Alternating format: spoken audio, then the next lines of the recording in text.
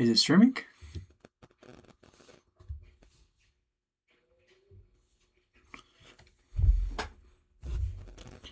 Am I live, guys? I am live.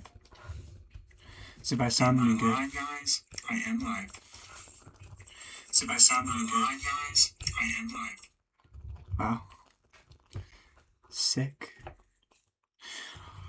Alrighty. Hello, stream.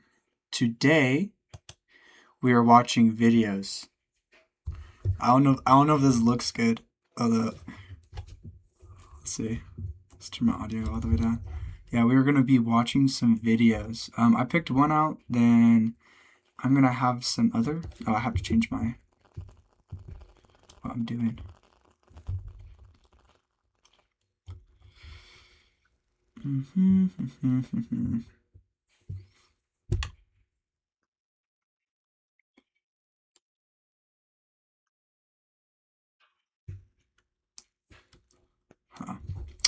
Well, I guess I'll be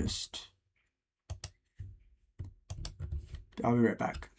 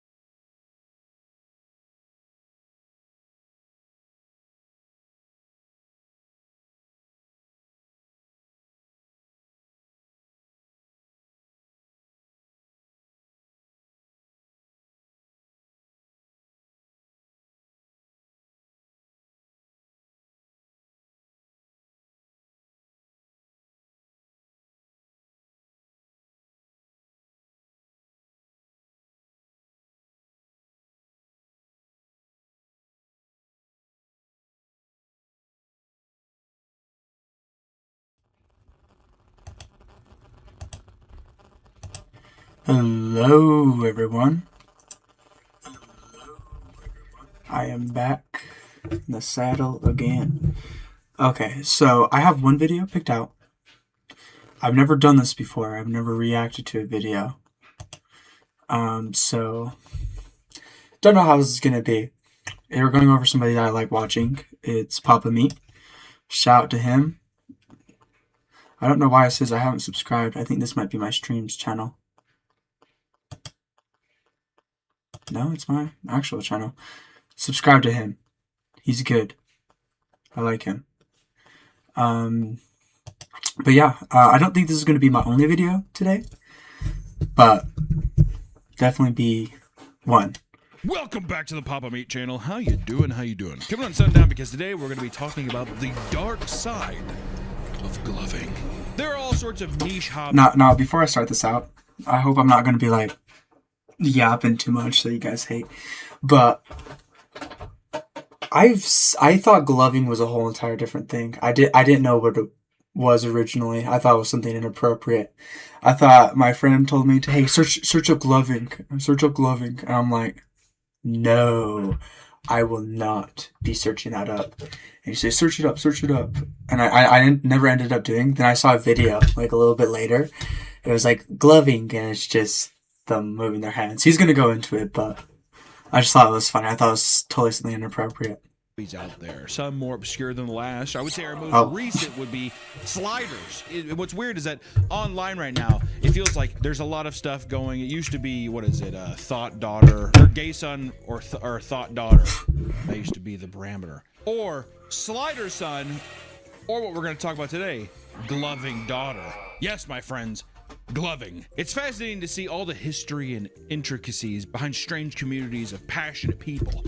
I just don't know how they got popular. I don't know what's so cool about just moving your hands about, and like I just don't get the appeal of watching it. Now the gloving scene has died down significantly over the years, and because of it's like not many that cool. Of you that don't attend music festivals or raves could be hearing about this for the very first time. Well, settle in. So let's delve deep into one of the silliest and oddly dedicated sports around, gloving.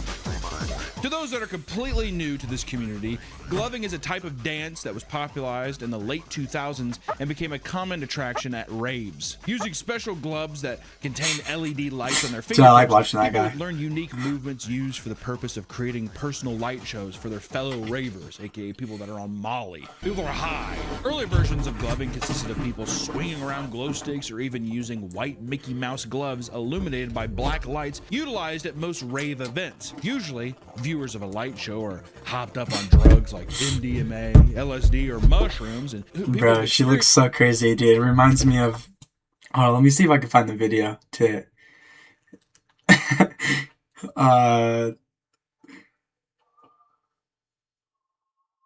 It's this kid looking into a light.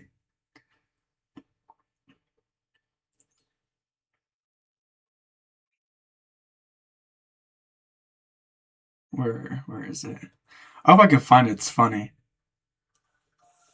But nothing's loading on my phone. My phone's like about dead. It's at 4%. No, I can't find it. It's a funny video though. I'm sure you know what I mean. It's like this kid. He's like has Down syndrome, or he's a little bit slow. And it's this like doctor. He had this like prism, and he had like this light, and he was just shining it back and forth, showing the different colors. And the kid was just totally locked in. He was like, and he was just totally locked into it. And it just reminded me of that. This girl looks exactly like it. Touted as a trance-like state, mind-blowing experience. Some will even go to the next level by bringing light diffraction glasses to make things even more intense. And gloving became such a massive sport that it even birthed a string of gloving academies as well as massive competitive tournaments with cash prizes. And then in the great year of August 2025, the International Gloving Championship, according to one journalist, was a large venue filled with stoner snacks in which people would engage in rap battle as competitions. That's where we're at now. Okay? The DJ would take turns playing a random 90 seconds of an EDM song as the glover gave a freestyle light show to his competitor. I would say this is more in the style of like even people who hit the vape when they do the smoke rings and stuff like that. It's kind of like, I thought that was so I think cool. it's just a bunch of pals hanging around. It's a little peacocking. See who can peacock the most. Who's got the prettiest feathers? Boys. After which, a panel of judges doles out a score based on the performer's musicality, presentation, tricks, and transitions. And you could expect to see. I'm not locking in. I need to send this on my Discord so more people show up.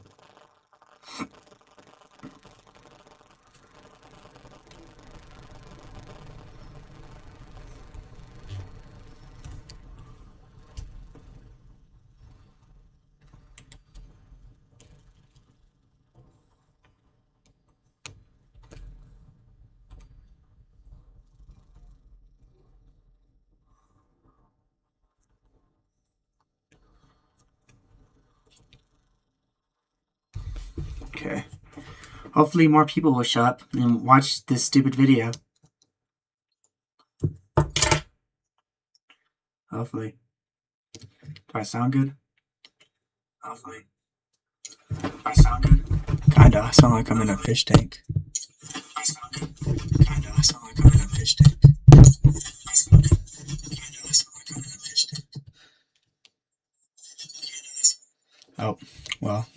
It's just looping now.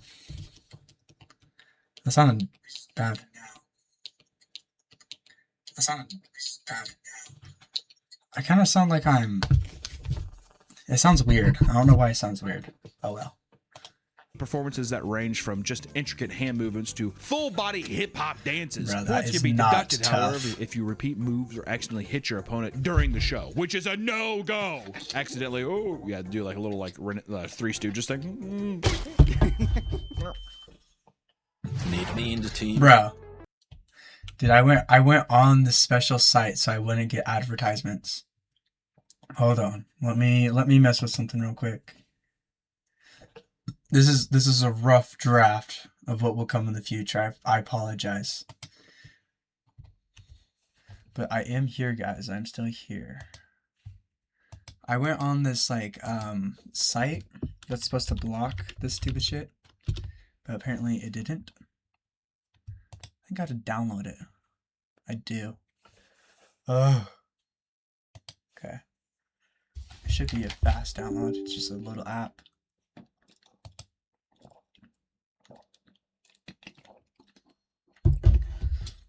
It's just annoying. I hate YouTube nowadays. YouTube has just turned into ad fest. And it's so annoying. Because it's like, it used to be fine, where it was like a 30-second ad. Once in a while, 5-second ad to be like done with. And it wasn't even that big of a deal, you know? But now it's turned to where you get 2-minute ads that you can't skip. It's actually kind of annoying. Okay, so I have Brave put up. I might have to log into my account. It's okay. I apologize that this is annoying. Wish stuff would work.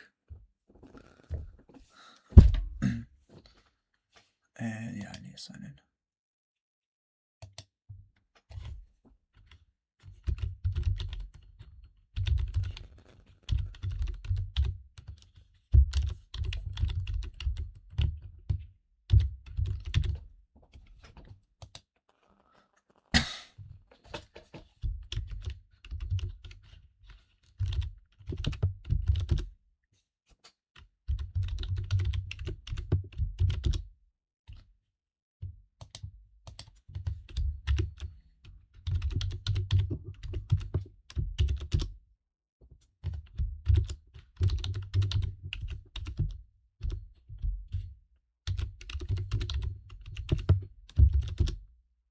Oh my god.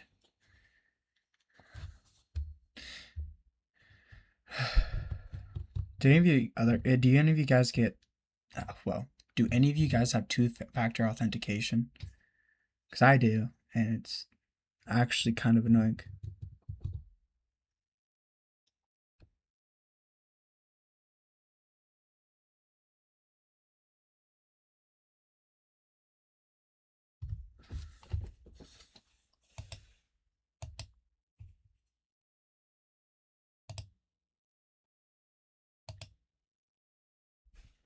Bro. Okay. I am back.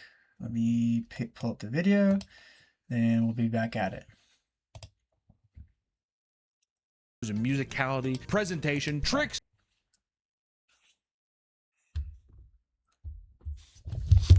I'm gonna say something, see if my audio sounds good. Am I echo? I'm gonna say something, see if my audio sounds good. I hope it doesn't echo. It might have. It's okay.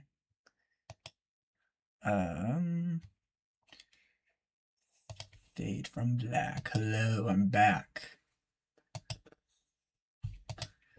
And transitions. And you could expect to see performances that range from just intricate hand movements to full-body hip-hop dances. Points can be deducted, however, if you repeat moves or accidentally hit your opponent during the show, which is a no-go. Accidentally, oh, you had to do like a little like Three Stooges thing. whatever. For many people, gloving may just be a fun way to pass the time, but for others, it's taken much Wait, what did more I say? seriously. Some experienced glovers claim that each gloving light show they put out follows a narrative that the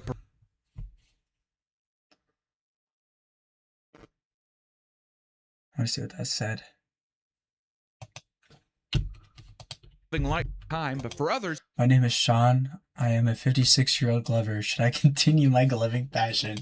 it's taken much Hell more no. seriously. Some experienced glovers claim that each gloving light show they put out follows a narrative that the performer is trying to tell the viewer. There's a wide range of people that enjoy gloving. Even people in their late 50s and older are proudly uploading and displaying their light show routines online, which is some of my favorite vertical I like his content, is mic when he you has. just scroll and it's just a person kind of smiling. Do you see his mic?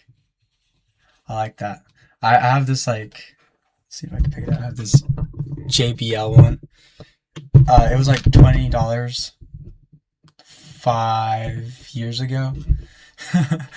I've had this mic for a long time. I've never been able to really use it though. I'm glad I'm actually able to now. They do. But I like it though. I like the colors of it. Control fire. Casting a spell at me. Stop it. If you think about it, I mean, 25 years ago, they were in their 20s. So it's just Well, like, yeah, I mean, listen, glovers don't die.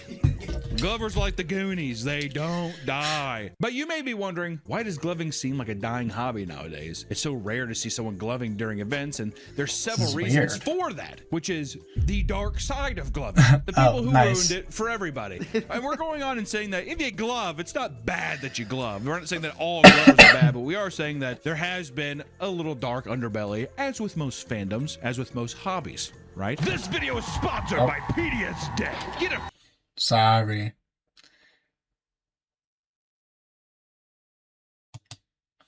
Is that it? gained a bit of a Video and back to the video. Gloving has gained a bit of a bad reputation because of these people, and some people think it's creepy to participate in the gloving hobby. Some people vent on community pages about how they get bullied by their friends for gloving in public. jeez. Which I will say, that's just kind of rude. If you want to glove in public, if I'm at the bus stop and I'm like, Free show. I enjoy it. I'm a little show pony. Mama said, Mama bought me dancing shoes, but she should have bought me gloves, that kind of thing, you know? But I think that's with anybody. I think if you do your hobby that publicly, out like whatever, your friends are going to josh you for it, right? Your friends are going to give you a hard time for it. If you're good, especially you're one of that the good weird ones, be stuff. proud. Keep charging those gloves and keep dancing. According to one passionate fan, he catch himself making gloving movements with his hands to himself in public and while hanging out with his friends. Okay, well, I'm going to go on a limb That's here, though. If you don't even weird. have the fucking gloves on and you're just like, yeah, man. Bro, just your friend, you're hanging out with your friends. He's just like in the corner, just like, bro. I think he's tweaking. I honestly think he's tweaking. I'd be like, I think you might need to leave. He just sit there like, I think he's on something. Honestly, he might I mean, do me and something. Sarah are still dating, so it's just like we're just trying to figure it Yeah, out. like and that. It's actually been like a really good time. I'd be like, "What the fuck are you doing? You're not wearing the gloves." Practicing. Well, exactly. It's just second nature. Sorry. It's almost like on your phone, hang out with friends if you're just sitting there gloving in it by yourself. Imagine you're watching Breaking Bad or Sopranos with your buddies. And like, "Oh, dude, I love this episode," and your buddy's just like, "Dude, I fucking actually like, no, seriously, I love this one so much, dude." But could you cut it with the gloving? Sit on your hands if you have to, please. It's like, dude, you can't cage a butterfly, dude. It's like, what the fuck are you even talking about, Marcus? These friends would often crack jokes about it lightheartedly, but would get annoyed when he tried to do light shows around them at clubs. Yeah, it's so funny. Dude, you mind if I light up Always bring the gloves. at a club? Hey, I'd let's be go, like, let's go man, dance and stop just it. like try to pick up some girls or something like that, or like, you know, or even girls are like, let's go see if we can pick up some guys. You mind if I glove real quick? No, I really wouldn't. I don't want you to glove at the fucking thing, man. He's trying to impress the Can ladies. we just get? Well, yeah, exactly. You're not peacocking. This is not peacocking. At a rave, it's a different story. A club and a rave are vastly different. What if they're playing EDM at a club? It might be appropriate then to. It might be appropriate then to whip out the gloves, because if it's an EDM heavy thing, you're trying to. There's probably some secret glovers in there who are like crossing their arms and stuff because they're just like must refuse the temptation. But the first person who Just does mogging that, it. all the glovers are going to come out. It's like everyone has their arms tucked, and then all of a sudden they're already wearing the gloves and like they have the light show thing. I'm surprised. I thought I've seen a lot of videos on YouTube, so I'm surprised it's dying. I thought it's getting a resurgence. Yeah, Oh, me it too. is. I can't tell why, but for some Yeah, I've seen like a lot of TikToks. That's a nice still frame right there. It's looking weird. He's looking at two places at once. He's looking at you and somewhere over there. But yeah, I've been getting a lot of TikToks about gloving and yikes. But yeah, just like a bunch of videos. Then that's how I like realized it wasn't something dirty. It was just a weird light show. reason, it is blowing Wow, just 50, 30, 120, 132. Oh my god. up in the subsex. Whatever. In the same way that I feel like they're on the same level as the sliders right now. Oh, it's Not everyone does sliding content, but I do think that people like negatively look at, like, they're like, this is cringe or that shit. So it just feels like these are just the two ones right now that people are choosing or whatever. they're fighting. They're fighting. The Glovers and sliders are fighting. Yeah. Is it going to be some kind of gang war? Who would win? Who would win? Just based off of looks, the sliders. The sliders look cool. Well, they have. When I go to like haunted houses and like that, people do that. I think I haven't watched that video on it, so I don't really know what he's talking about. But I've seen that. Like, it's kind of cool. The stuff they put on their fingernails, and they're just able to like slice across and send sparks up.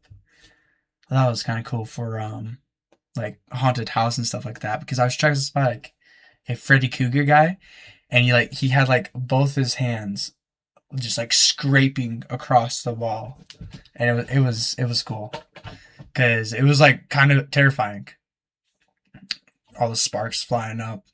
But anyways, I'll let him talk. They do have the spooky clown makeup and stuff, and they're much more sexy. They're faster too. That is true. I would say that the sliders are a more aggressive kung fu stance. A more, in the terms of mixed martial arts, the slider stance is much more aggressive, while the glove is much more defensive. You're standing in place. Well, trance, very defense. Yeah, you're right. That's what I'm saying. Hypnotize If you. they get too close to the sliders, do they get up off their knees? They're like, no, I want to stay on my knees and slide. My thing is, I think the Glovers Hold have up. like some kind of. My dad texted me. I've been sick the last couple of days. My throat is still a little bit messed up, so that's why I'm kind of not talking the best. But yeah.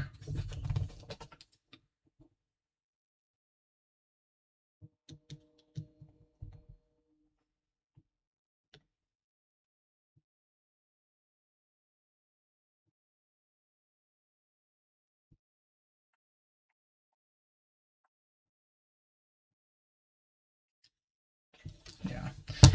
I went to the ER actually last night, and that was kind of a scary thing. I've been sick for 2 weeks with the sickness, and it's just been in my chest, like just sitting in there. It's been rough.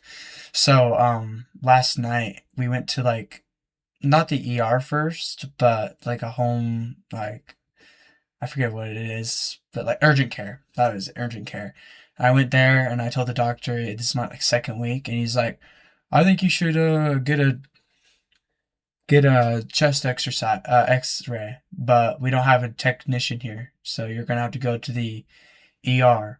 And the reason why I needed the X-ray is to see if I didn't have like if I had pneumonia or not. And yeah, he's like, we don't have the technician, so you have to go there. So I went to the ER, and that's kind of more of a scary place. Like I lay down in a bed, like a hospital bed.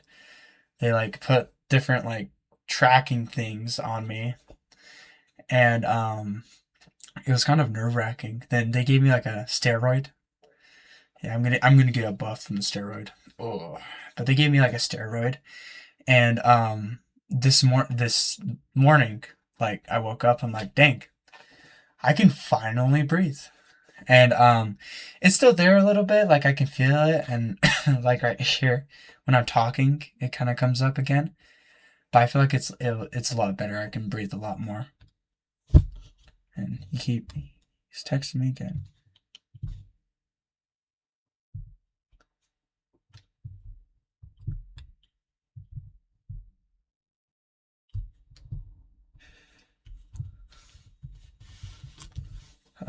Powder and they blow it. Oh my died. My thing is, I think the Glovers would have like some kind of powder, and they'd blow it into the Slider's face. Or what if they like drop tabs of ecstasy in water and they're like, and it's through your face?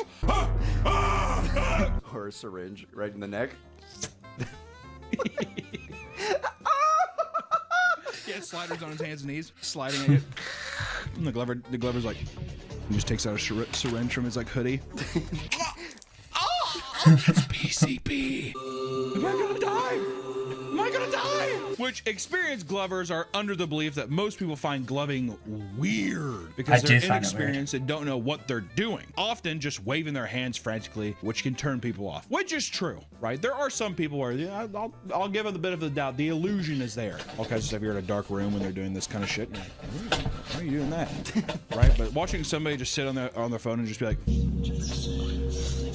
it's like some cult stuff. Yeah, I felt weird about it. Naruto hand It's like, signs why are at you It doing just seems that? a bit odd, doesn't They're it? casting a spell on you. Exactly. You're going to die in 3 days.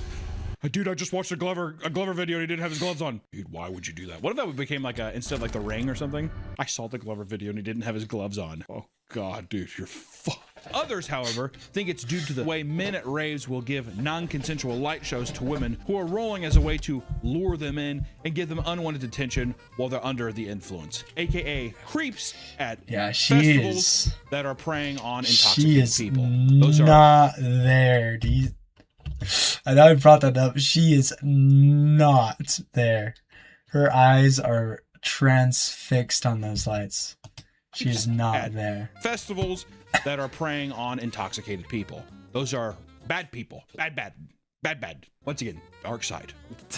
Dark underbelly of the gloving. Those are the bad Glovers. While many people try their best to make gloving a sport that's taken seriously, these same type of people have ended up pushing away potential Glovers due to how overbearing they can be. Glovers have voiced their opinion that competitive Glovers can have a sort of God complex that results in aggressively criticizing people for not being able to pull off certain moves almost immediately. It's like, dude, I need time. That's so I tough. have to practice. Also, I'm guessing that if you are gloving and that is where you're at, I think you're putting it all on gloving. The God complex is being like, this is simply all I have.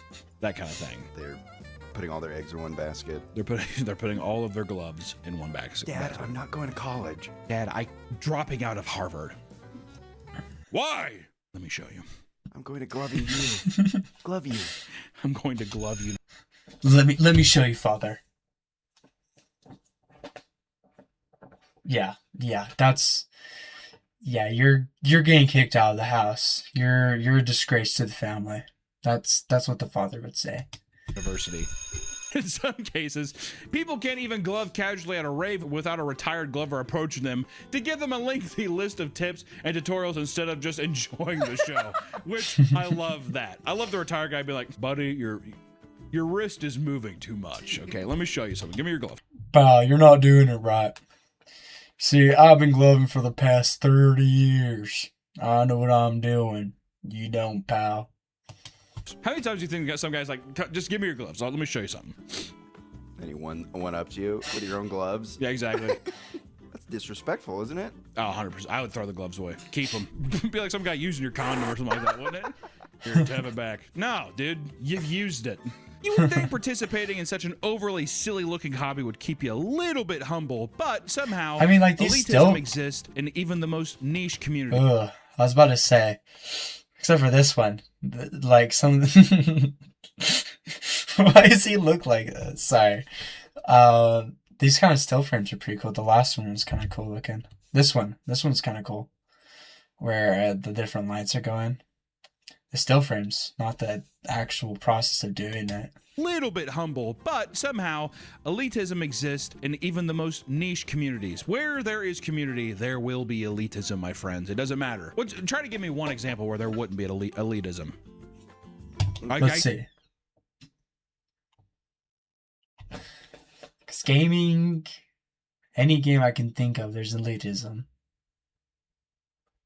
Maybe something that's so bad, like you wouldn't want to be the elite. Like the elite at like losing money at gambling. Well, you'd be the elite at it. Yeah, I can't think of anything. I can't even think of it. There's literally everything. There's always gonna be someone. Even like collecting stamps. Oh yeah. That guy's gonna buddy, yeah, so you shouldn't start collecting with these. Okay. These are the Harriet Tubman reprints. They're not original. Looking around, he's like, am I wrong? Or you want to start with Sacagawea from the 80s here. There's more to worry about than asshole glovers, however. Some will give out personal light shows at a distraction so they can pickpocket you during an event. Considering most people at the rave are fucked up on all sorts of drugs and alcohol, this makes it incredibly easy to steal from them. Speaking of drugs, it goes without saying that an in-your-face light show goes hand in hand with rolling on MDMA or other psychedelics. This, however, is part of the reason that gloving is dying as an art form. It's an art form. Because people aren't They taking say them it's anymore. only fun on drugs. Yeah, we don't do drugs anymore. Well, yeah, when you're in your 20s, you're like, I'm gonna live forever, and then right about, I would say right at about 25 to 27, you really feel your mortality start kicking in. At least it was for me. When I was 25, it's like when I was younger, used to hop back from hangovers, easy, whatever, all these kind of things, and then it became something where it was like, I feel like I'm gonna die. To where then someone's like, we're going out, and you're like, can't relate. nah, I'm good. So then, of course, you don't want to be like, do I want to do hard psychedelics when I'm in my 30s? I don't think so. I would also be afraid that I've never done any of that stuff. That's just because I'm afraid that it's going to fuck with my brain. Yeah, forever change you. Yeah, or something where it's like, I mean, I don't know if this even happens, but some people where it's like you get high and then you never really come out of it. It fucks with your brain chemicals, Isn't it like chemistry or whatever. permabake or something like that? Isn't it called that? Where you're high permanently because you haven't come out of it? Something like that. I've heard it before. Oh, Acid. I thought I fried my brain because I stayed up all night and then I couldn't speak. I was just mouthing words at work. Like, can I get a pepperoni pizza?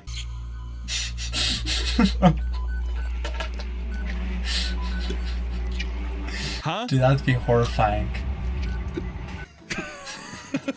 Luckily, I just needed to sleep. 'Cause the second I got sleep, I was like, Oh. I feel refreshed. Oh wow, this is awesome. It's like I actually didn't sleep for 78 hours. No wonder you were yeah.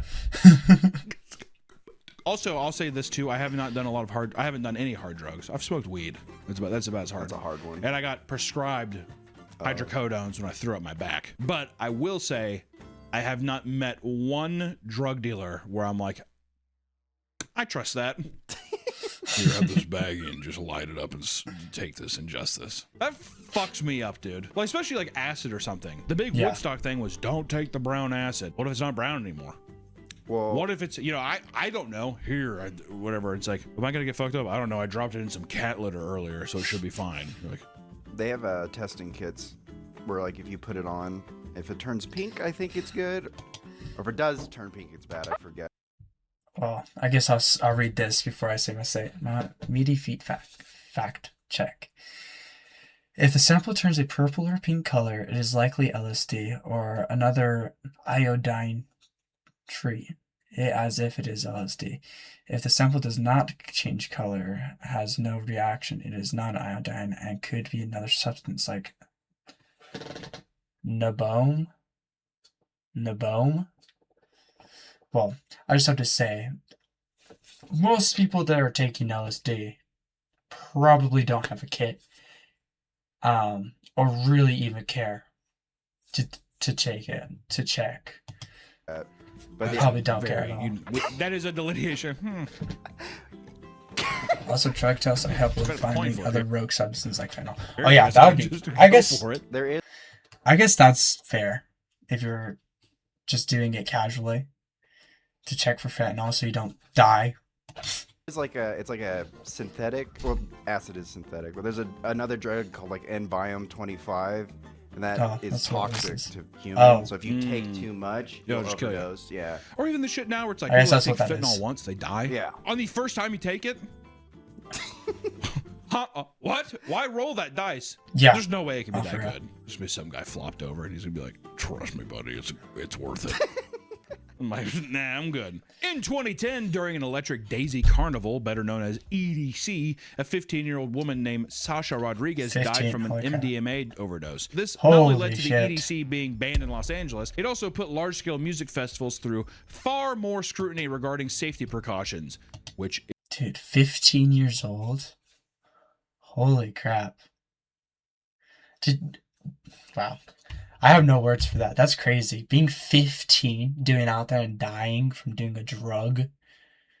Yeah, you're crazy. Large-scale music That's festivals stupid through stuff. far more scrutiny regarding safety precautions, which is a good thing, right? There's no Yeah. reason a 15-year-old should be overdosing on drugs at a goddamn music festival. Yeah. Well, also, too, it feels like back then as well, I remember when I was younger, and like there was like, oh, we're going to go to a rave. I felt like even they were just like, it was literally a poster for just being like, come get fucked up at the show. Yeah. Yeah. It was way more promoting like even less about the music. It's like, who gives a fuck who's there? Just come trip and dress in like a weird fluffy outfit and dance around and get high. That's kind of what the big promotion was for it. This led to many events trying to stray from an image that could potentially promote drug use, opting to brand their events as more of a concert rather than linked to rave culture. The image of groups of drugged out people slack-jawed and gazing at light shows was thought to promote further drug use than actually enjoying a show. Come be a zombie for a while and barely listen to music. Yeah. Another safety concern could be the fact that attendees being given a light show would Oh often my sit on the God. floor and zone He's out in the middle of large gone. crowds, He is creating a gone. fire hazard and risking people being trampled to death. This could even lead to lawsuits, something events wanted to avoid at all cost. This led to a mass banning of LED gloves throughout many big events. Oh, they just straight up banned them. Yeah. Yeah. The gloving I think they're police. just like, I don't want to fuck with it. Well, yeah, the It's guys gonna be unfortunate. like, do I want our event to be canceled and everyone whatever? It's like, no, they'll just cut out the gloves, which I'm sure at the time people were livid. Well, you see, wouldn't you want a Glover on the floor? Because if people start getting tranced, you're like, that guy's on drugs. Get him out of here. I think there's no way you can monitor that. It's such Yeah. a large scale. It's kind of like when people are like, And- no yeah. smoking pot in here, but always there's people going to be smoking. But I've never been to a concert where they're like, you get out of here, that kind of thing. Well, that's why the Glover, he's undercover. If it's yeah, yeah. Yeah, he gets you Yeah. in trance. Yeah, section C4. Section C4.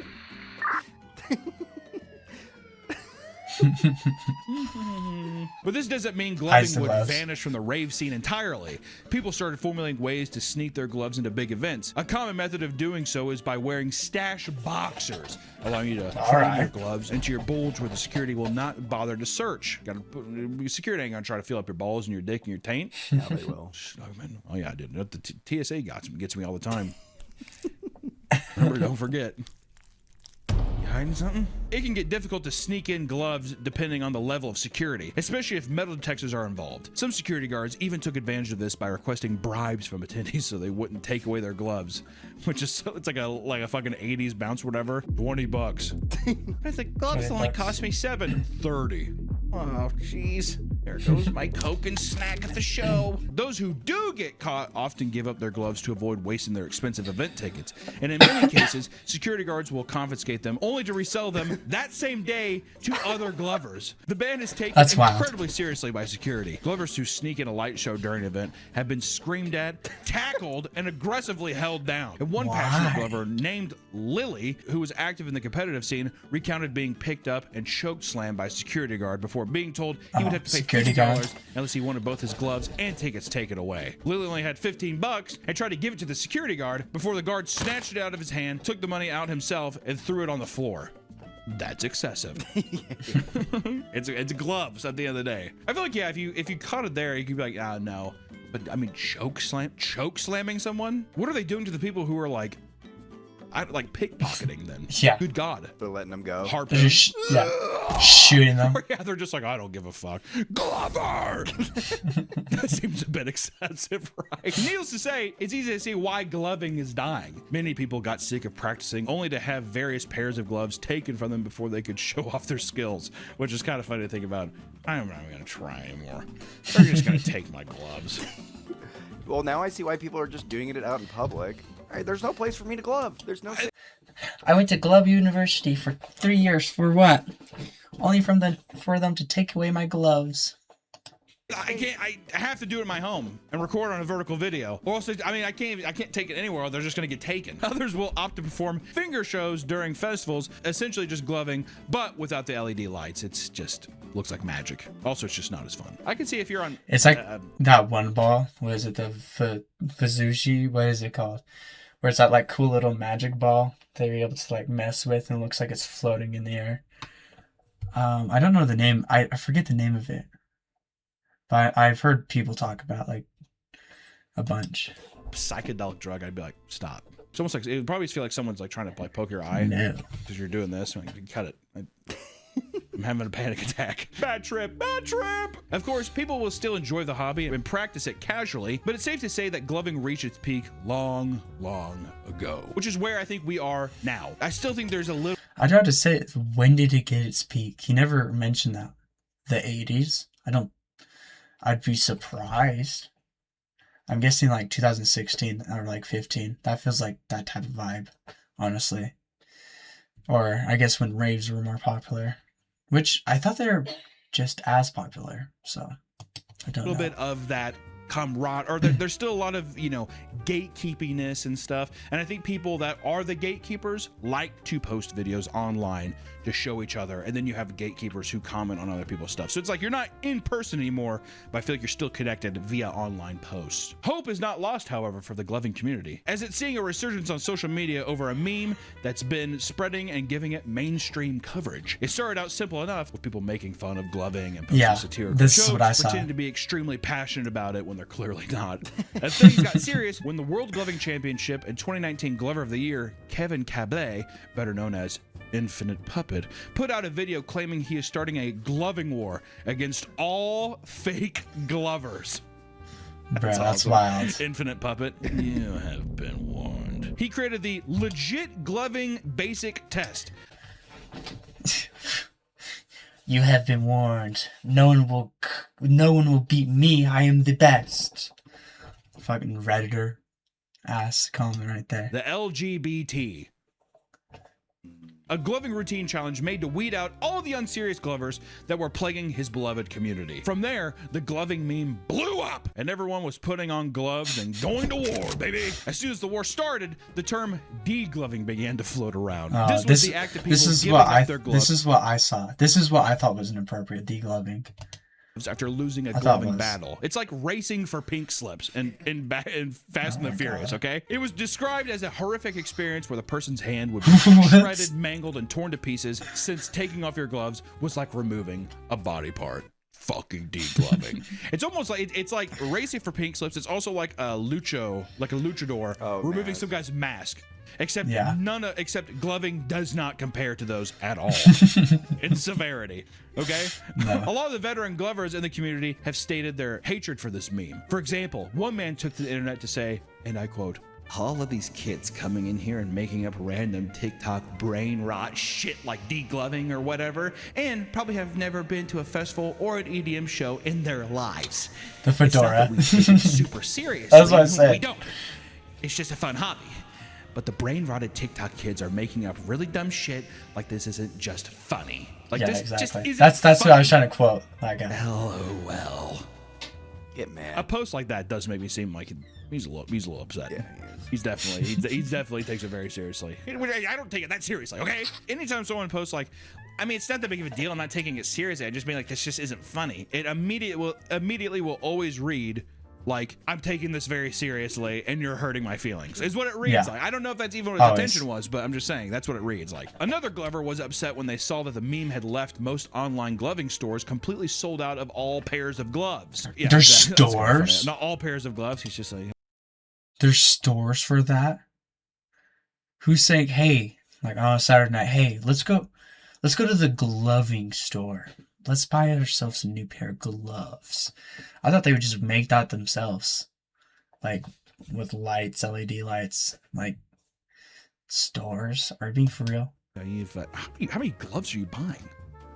Where you need to have... Okay, I can't get my weekly glove. My gloves have a hole in my gloves. Well, to be fair, if you're burning through, I've been through a glove every 3 days. I have to order more, okay? And sold out, so what the fuck is going on? Not all have such a negative reaction and realize that this might be a good opportunity for the community to grow. There are instances where people started doing it ironically because of the meme and are not doing it wholeheartedly. Gloving has now gone full circle and started to blend with other niche communities, including sliders. Not long after this occurred, another feud between glovers and sliders began. Remember the gang war we were talking about? Keep up. Despite all this discourse on who is superior, people have put their differences aside and begun asking whether you would prefer a sliding son or a gloving daughter. It's so funny how online discourse evolves.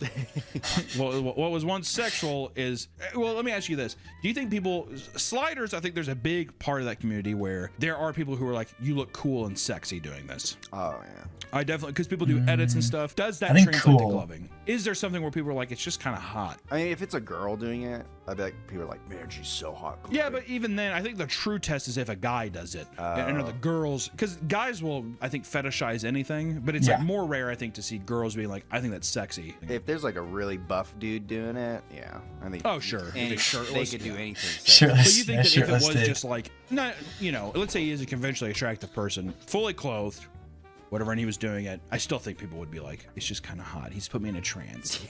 You know, that kind of thing. I mean, I'm under his... Probably. Or, yeah, if a girl does it, then, yeah, guys are going to be like, oh, my God, this is the hottest thing ever. Dude, to roll with her, oh, my God. Go to, like, a Deadmau 5 show and roll with her.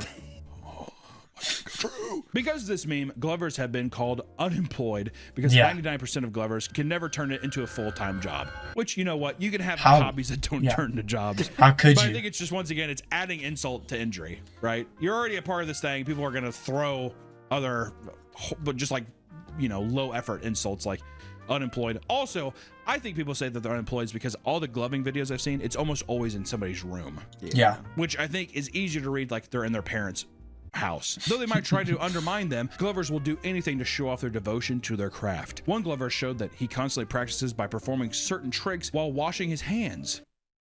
Dedication, Nick. You know, that's kind of similar to when it's just like, I'm trying to lose weight, so every time I go take a piss, I do 20 push-ups. I feel like that would be inconvenient to wash your hands like that, though.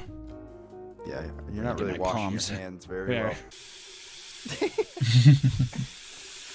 He gets pissed halfway through. Yeah. Though it might Stops seem it. like the gloving community is mostly just a meme, it's actually much more diverse than you think. Online, there are tons of VTubers who implement gloving to their character rigs in order to make it a part of their streams. This technology also extends to VR chat, where massive virtual raves are now filled with glovers. And Dude, I swear to God, it always goes back to VR chat. Everything weird always goes back to this stupid ass game. including users considered professional VR chat glovers who host their own finger raves, which feels like a direct response to, they won't let me do this in my actual rave, so now they have gone online and they get a community that way. Gloving has found a home in ASMR community, where thousands of people tune in every night to fall asleep to their favorite ASMR glover. What if the ASMR is him doing the music? Oh, that makes sense.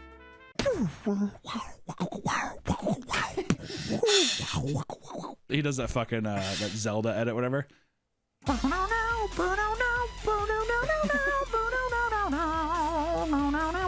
Remember that shit was huge? Yeah. That's definitely some Glover music right there. If you're wondering what makes gloving ASMR different from regular ASMR stuff, it's usually performed by older men, and the sounds made coincide with the hand movements. Gloving ASMR is also the gateway to gloving hypnosis. Since most people who are at raves are on hard drugs, they can become totally entranced. According to one man, it's not really hypnotism, and rather a frequency alignment due to movements, music, lights, and the viewer's mood at the time. That leads to a higher state of consciousness where one can truly see their imagination. I feel like I just went into Willy Wonka's factory.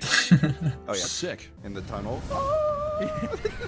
Turn it off, Willie! Regardless of what you call it, there are glovers that devote a large part of their careers to only making hypnotism content. They've even come up with specific moves that claim can be used to hypnotize friends, and some offer classes where you can learn to glove and master these so-called hypnotic techniques. Nick, can you hypnotize somebody? Is that real? If you believe I think it. so. Your mom says she was hypnotized. I don't even want to I'm not talk quite about sure. my mom with this. Alexa went My off. mom so fully believes that in hypnotism, it's insane. But I think it's just because she wants to. Yeah, you want. She wants to She be wants to believe. hypnotized. But even then, is she just doing what the guy says, or is she actually in this like state? That's what I'm saying. Is I feel like she just. Well, you have to listen to the person. You have to make yourself do it, or it just won't work. You just have to shut off that top part of your brain. It's like, oh, this is stupid. I'm getting hypnotized. I've only done like a couple of things to help with sleeping because I have a hard time sleeping.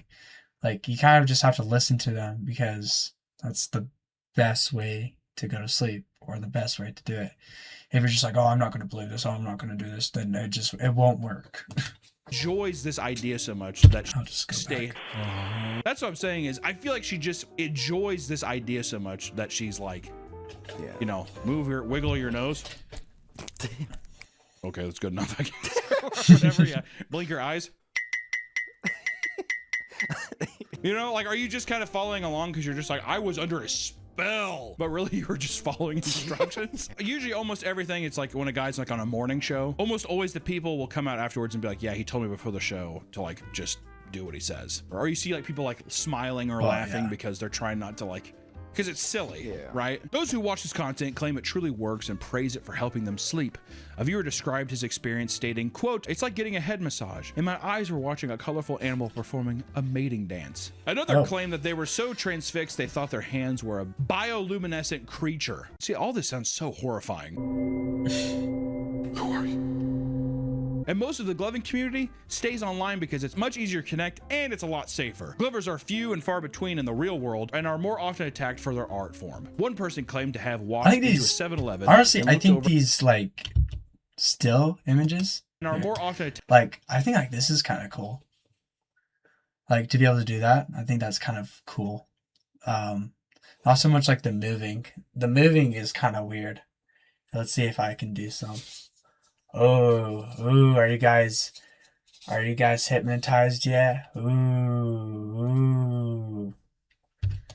attacked for their art form. One person claimed to have walked into a 7-Eleven and looked over at a hot dog roller, only to see a random guy practicing finger rolls while watching the hot dogs cook, which are also coincidentally rolling.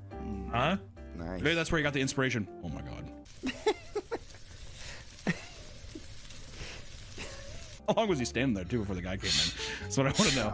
I've been here for 4.5 hours. As a Glover himself, he walked over to the hot dog roller and began to perform his own moves. Realizing what was happening, the other guy started to bust out his own moves, right? So now they're gloving together in a 7-Eleven by hot dog stand. Do you think they're like, odd. you know how they have aisles? If this does not lead to gay sex, I'm going to be very disappointed. Okay? If this does not lead to full-on gay sex in the back of his Toyota Paseo, I'm going to be...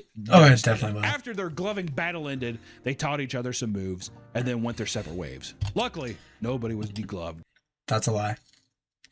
That's a lie. They hopped in a single car together and went to a motel nearby. That day. I'm telling you. Oh, The full story is not told. someone was gloved that night. I think someone was.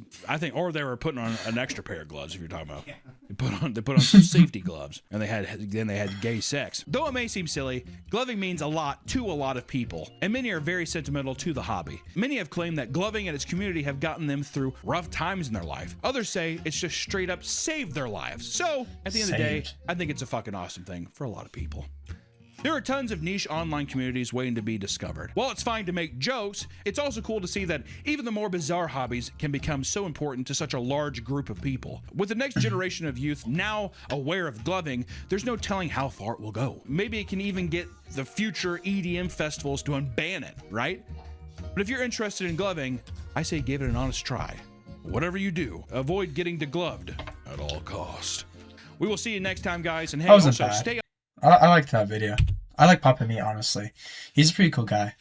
I give him a like. I don't really like videos a lot. Some of the comments. Yeah. I think that's why I was thinking, like, degloving your hand. Yeah, I think that's what I was thinking of. Losing the skin of your hand. I was ever going to die and get sexually assaulted from this. Blowing it. Yeah, they have like a special zone where where the glovings go. It's like a smoking area. But welcome to the ice show. I proclaim as I start. All right. Well, I think I'm gonna find another video. I don't have like a bunch set up. I was going to, then I pressed start streaming and it kind of just, well, it started streaming. I didn't know it would work. I went on OBS and it said it wouldn't go to Twitch, but it did. I think I'm going to steal some video suggestions.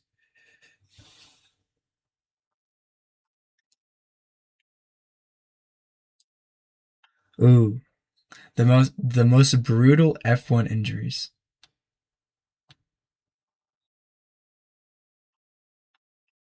Let's see.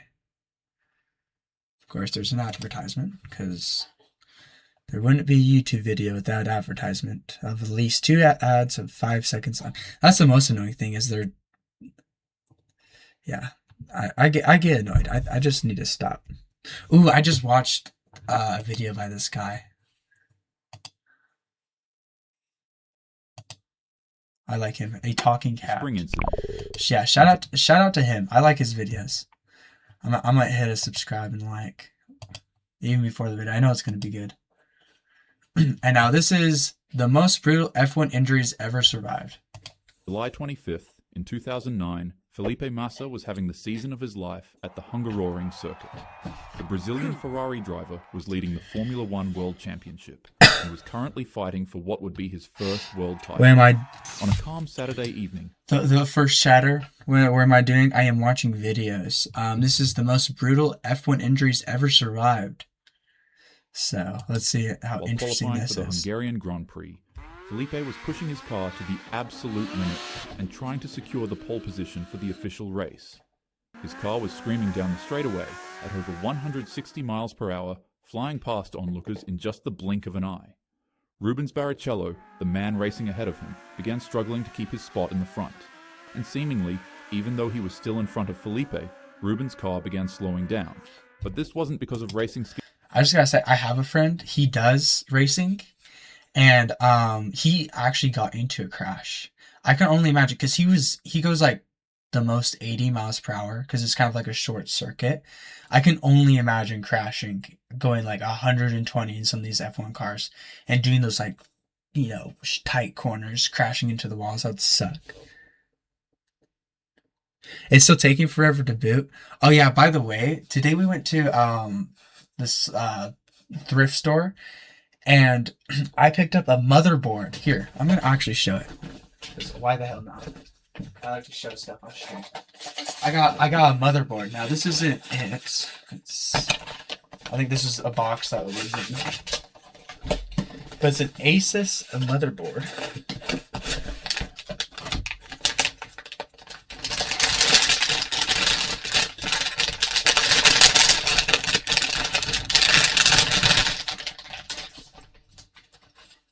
But yeah, here it is. Sick, huh? I like it. But anyways, he got a Mac. The guy in my comment, he got a Mac today. I'm jealous. I kind of wanted it too, but I think you should have it because you don't actually have like a good computer. By the way, that's not going to be very good either. The MacBooks kind of suck. Or not MacBooks, the Mac iMacs. They kind of suck, to be honest. Because they're like very heavily Apple. They're just like, it's just centered around Apple. When you don't have like an iPhone and stuff like that. Also, it doesn't run off of a normal operating system. So it's its own Mac OS. So it's a little bit weird. Oh, you're used to, your school has them? Your school has Macs?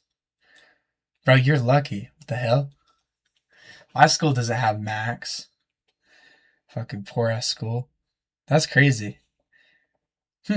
Yeah, my school has like more computers, like the Lenovo's, Asus. Asus, like HP.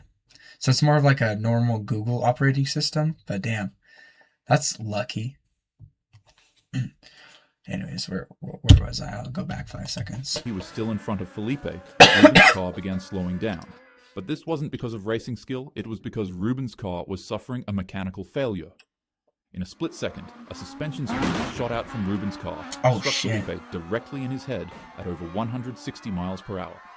Even though he was Oh wearing a my helmet, God. the impact force was equivalent to being shot. The spring penetrated through Felipe's helmet visor and hit him above his left eye, instantly Jesus. fracturing his skull. The man was knocked unconscious while still traveling at top speed. His car continued Dude, that's straight off the scary. race. That's scary shit. Having a spring shoot you straight in the head. Or just like in your computer labs. Yeah, I kind of assumed that. Line, heavily accelerating and heading directly toward a tire barrier. Tragically, the Ferrari slammed into the wall Oh, at full racing speed, crushing Felipe. Yeah, full racing speed, 160 miles per hour going to that. Or I guess I don't know how fast they go, but like close to 160 going straight into. Wow, that's scary. I'm going to be surprised if he survives. Inside, he slumped unconscious in the cockpit. $200,000 car rushed to too. extract him, but he wasn't moving.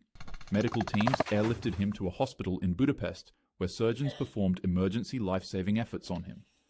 Felipe spent over a week in the hospital, but luckily enough, he survived this horrific event. Survived, He would Jesus. go on to miss the remainder of the 2009 season, Yeah. watching from his hospital bed as his hopes for the championship evaporated. That's sad. But incredibly enough, At least he he would return to survived. Formula One in 2010, just 8 months after an injury that should have ended his life. The Sleepyhead Incident. Juan Manuel Fangio was already a legend in motorsport, but in 1952, he was pushing himself beyond human limits. Formula One in the early 50s was brutal. Drivers raced nearly every weekend 50s, across Europe Jesus. with minimal rest, while also driving Like- themselves between circuits in regular cars to save money. Do you know the that popular race? Like, I forget what it's called. It's not. I'm thinking of like the bike race, but there's a race in like Italy that is like 40 hours.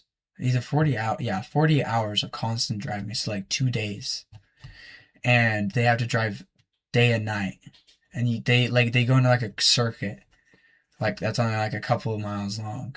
I'm just like, oh my god, imagine how long and boring that is. Fangio hadn't slept in 48 hours. Nonetheless, he had driven overnight from one race to reach Monza for the Italian Grand Prix. Then he immediately participated in practice sessions. His team urged him to rest, but Fangio kept insisting that he was fine. He was a psycho, but he was also one of the greatest drivers who ever lived. A man who would eventually win 5 world championships. Wow. So, surely enough, he could handle a little sleep deprivation. The race began, and while shooting down the roads at over 100 miles per hour on Monza's high-speed layout, Fangio's body finally gave out. His exhausted mind told him that he was just blinking, but in reality, he was actually falling asleep behind the wheel, and at those speeds, a moment is enough. His Yeah. Maserati veered off the racing line. He quickly woke up and tried to correct his position, but his reaction time was dulled by exhaustion. The car left the track at high speeds of about 100 miles per hour. Then it hit a patch of rough ground and went flying airborne. The Jesus. Maserati somersaulted multiple times, tumbling end over end, like a toy thrown by a child. Fangio, strapped in with minimal safety equipment by modern standards, was thrown violently inside the cockpit with each rotation. God. When the car finally came to rest upside down, track marshals sprinted over, expecting to find a fatality.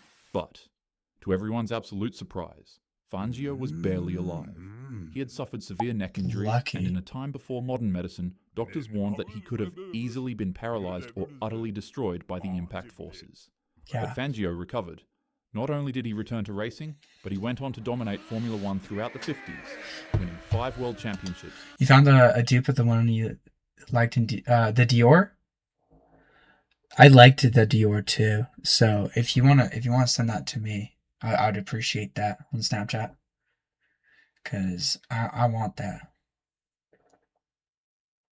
Yeah. Yeah, that one. Yeah, I did like that one a lot. So yeah, send it to me 100%, please. The middle one is a different dupe. I could send you that one. Well, which one was like we put on the top? But like I like the one that you put on the top, but it was actually supposed to be in the middle. Is that the one you're saying? Did you like the top left one? You liked the top left one, not the middle one. Okay. Yeah. I want. Yeah, if you find the dupe of the middle one, I wouldn't mind seeing it. Yeah, I liked that that middle one. Between 1951 and 1957. And, this man isn't actually really a stranger to surviving impossible situations. Just a year later, he would be kidnapped in Cuba by Fidel my Castro's God. rebels. But surprisingly, he was unscathed. His kidnappers treated him with tons of respect. The crash at Monza that nearly killed him became just another scar in a career defined by legendary resilience and skill. His survival was attributed to both luck and his exceptional physical conditioning, though even Fangio admitted afterward that racing without sleep had been an inexcusable mistake. I was thinking if it said the That name of the almost cost guy. him everything. I'd like to search up the The car. seat incident. On September 1st, in 1990, Martin Donnelly was a rising star in Formula One for the Lotus team. During a practice session ahead of the Spanish Grand Prix, he was pushing his car through the high-speed corners of the racetrack when a suspension failure sent him careening Yikes. toward a concrete barrier at approximately 170 miles per hour. Yeah, that's The insane. impact was catastrophic. The Lotus Lamborghini hit the barrier with such force that the car literally split in two. Oh my. The cockpit structure God. separated and the wheels flew off in different directions. But most horrifying... Imagine the force needed to split an F1 car in half. of That's all, insane. Donnelly was ejected from the cockpit while still strapped to his seat. He crashed onto the track surface like a rag doll at speeds over 100 miles. Bystanders froze in absolute disbelief as Donnelly was laying on the asphalt, unconscious, with his legs bent at unnatural angles and blood pooling around him. Medical crews reached him within seconds, but his injuries were so severe that trackside doctors immediately knew that he wasn't alive. Donnelly Really? was placed in a medically induced coma and airlifted to a hospital in Seville. For days, he remained unconscious while surgeons performed multiple emergency procedures to stabilize his shattered body. To everyone's utter shock, he finally woke. However, doctors delivered devastating news. They stated that Donnelly wouldn't ever walk again because the damage to his legs and pelvis was so extensive that any mobility seemed impossible. But the racer refused to accept that crazy. prognosis. Over the next 2 years, he underwent brutal physical therapy and rehabilitation. Slowly and impossibly, he regained the ability to walk, defying every medical expectation. While he never returned to Formula One racing, he did eventually race in other series. Why do I feel like doctors always lie about people not being able to walk again? Because I feel like every story I hear, somebody's like, yeah, you won't be able to walk again, the doctor says. Then they always are able to walk again. Like, I haven't heard a story yet where the person, after getting like severely injured, like not being able to walk again. Like, they always are able to walk again. And he went on to live a full life. 27 seconds. 20 cars came screaming into the first corner of the racetrack at over 100 miles per hour, with drivers left and right jockeying for position. The tension was tight, but the cars were packed even tighter. Each vehicle closely paralleled the other, while waiting for an opportunity to overtake the lead. And then, it happened. Romain Grosjean, starting from the midfield in his VF20, made contact with another car. The touch sent his car skating right across the track directly into the path of the metal barrier at 140 miles per hour. The impact, as usual, was devastating. The force was registered at 67 Gs, which is my more than enough God. to cause fatal injuries. To really put the impact of this collision into perspective, it's like being placed into a medieval catapult and then being shot full force into a wall that's like 10 feet away from you. But the crash itself wasn't the worst part. When Grosjean's car hit the barrier, it didn't crumple in a controlled manner like modern F1 cars are designed to do. Instead, it was flipped over and the barrier penetrated the car's survival cell, essentially spearing through it. The car was split into two pieces. The rear section with the engine remained on one side of the barrier, while the front section with Grosjean Jesus. inside was wedged into the barrier opening. When this happened, the fuel tank ruptured on impact and began spilling fuel across the superheated engine and exhaust components. In just the blink of an eye, the fuel ignited instantly, creating a massive fireball that engulfed what remained of the cockpit. The flames reached over 20 feet high, and temperatures inside the fire exceeded 1,600 degrees Fahrenheit. Oh my Although Grosjean God. miraculously survived the initial collision, he was still trapped. The twisted metal of the barrier was pressing against the car from one side, and the halo device, a titanium ring that sits above the driver's head, was wedged against the barrier on the other side, effectively keeping him tied down. He couldn't move, he couldn't escape, and as the car That's caught on horrifying. fire, so did he.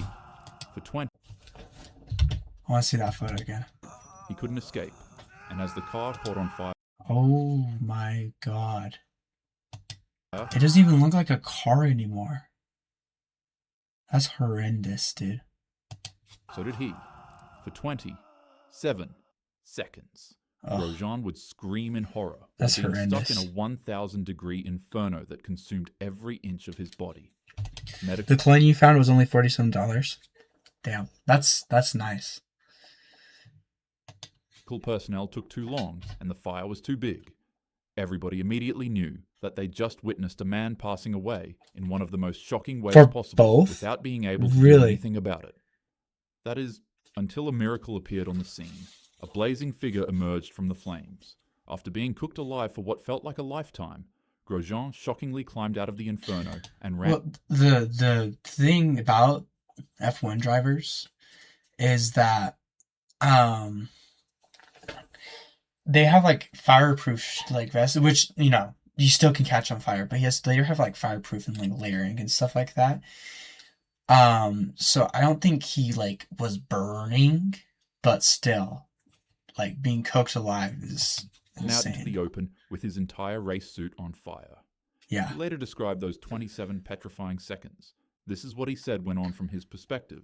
I woke up upside down, and at first I tried to get out, but then I couldn't move, so I just decided to wait there for help to come. That is, until I realized my entire car was engulfed in flames. Immediately, I tried to unbuckle my safety harness, but I couldn't find the release mechanism with my gloves. I could feel my hands burning. They were literally on fire, and my That's race crazy. suit was melting into my skin. Wow. So I tried a second time. Look at that. You see the visor? It's like melted. To release the buckle, but I failed again. At that point, I just realized that this was my end. This was the way I was going to go out. Wow. And so I relaxed in peace with myself and accepted it. And then I thought of my wife and kids. At that point, I wouldn't stop trying until I realized I was outside of the car. Grosjean had suffered severe burns to both hands, particularly his left hand, which showed second and third degree burns. Jesus. But he was alive, surprisingly with minimal damage. Formula One drivers... I just have to say, second degree burns are horrible. I had one on my back. It was a sunburn. And I have to say, that's like about the top 10 worst things. Like, the worst pains I've had. It just felt like something hot. Like you putting your hand like on the grill for like just hours on end. It was exist in horrendous. a unique space where they face potential fatalities at hundreds of miles per hour every time they race. Yet modern safety innovations have made survival increasingly possible, Ugh. even in the most catastrophic accidents. The event organizers, safety engineers, and racers all go through endless sacrifice to keep the passion and tradition of these wonderful sports alive. Wonderful sports that connect us across the world as a people, regardless of our race, language, heritage, or national affiliation. No matter the climate of positivity or negativity we're in, so long as we as humans can share a passion, we can share our humanity. Stupid, senseless, fun. Be grateful to those who are brave enough to keep passion and humanity thriving by putting on a show for us all, and as always, have a happy day.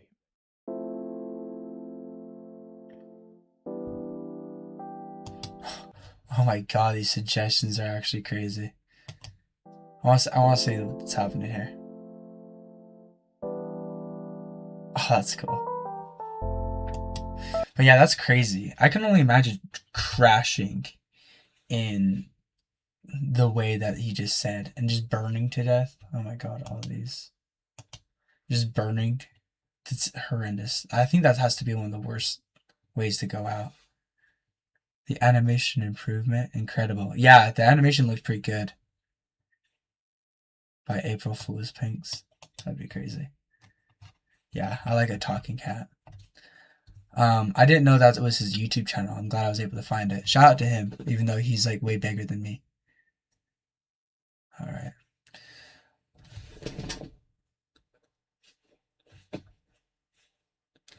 What concentration do you where it was? Yeah, I can send you the photo.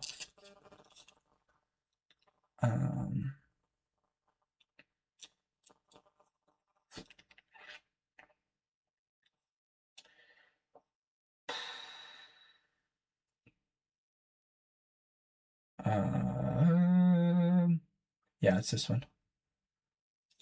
Because that was the second photo I took.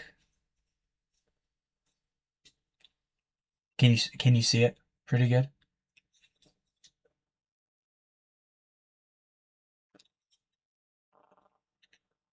Dude, my phone's hot. I've been charging it the entire time.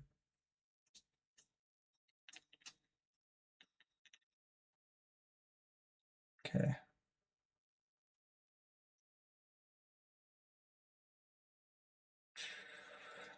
Sorry.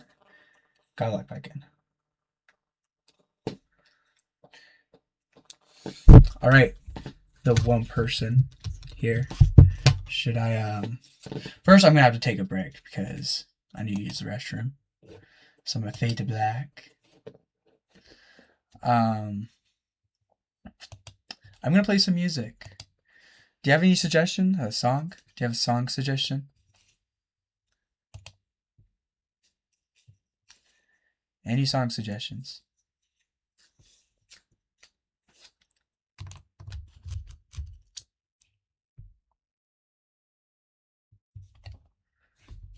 And since I'm streaming, it doesn't have to be like a non-copyright song. Because I'm not going to be putting it on YouTube. I might. I'm going to edit this. I'm going to make like what Joe Bartolozzi does.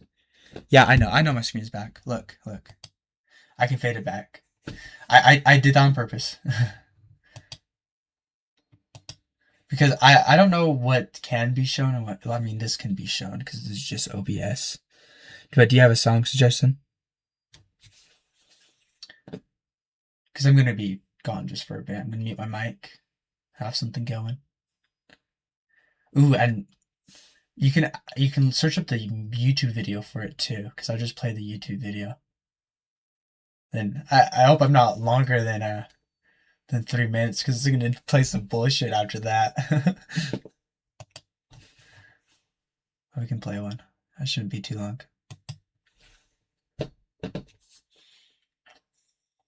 Your Outlook too.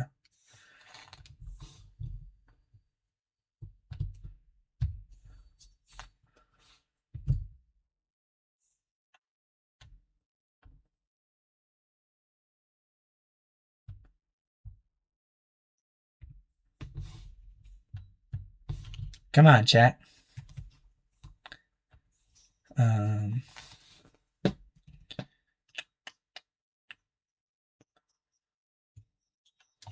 I think this is this song I think I hear, and Sail to the Moon.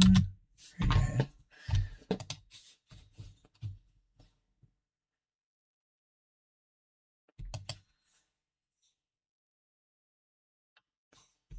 Fucking weird ass song.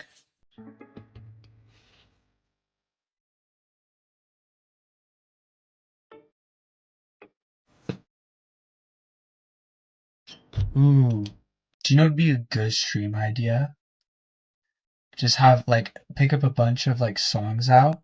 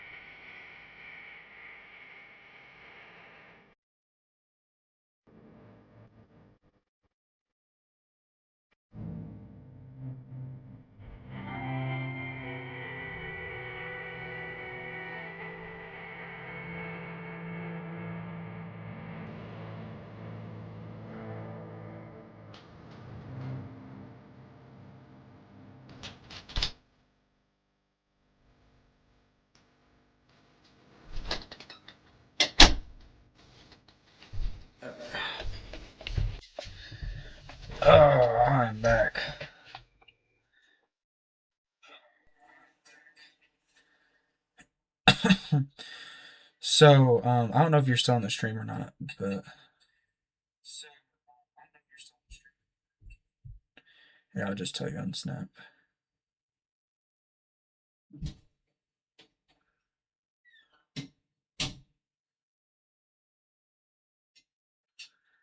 Okay.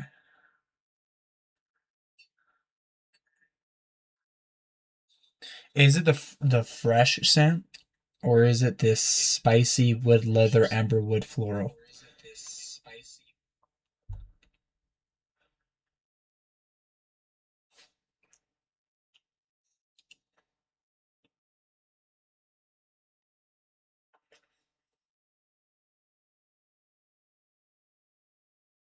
Yeah.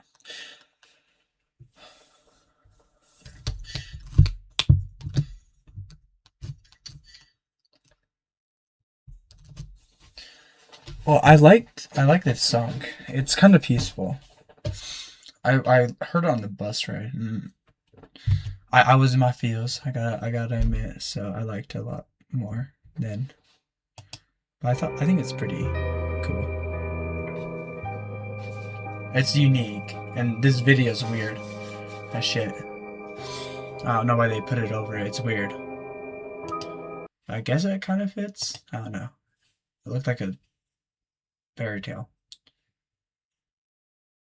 I should have done the live version. That would have been cool.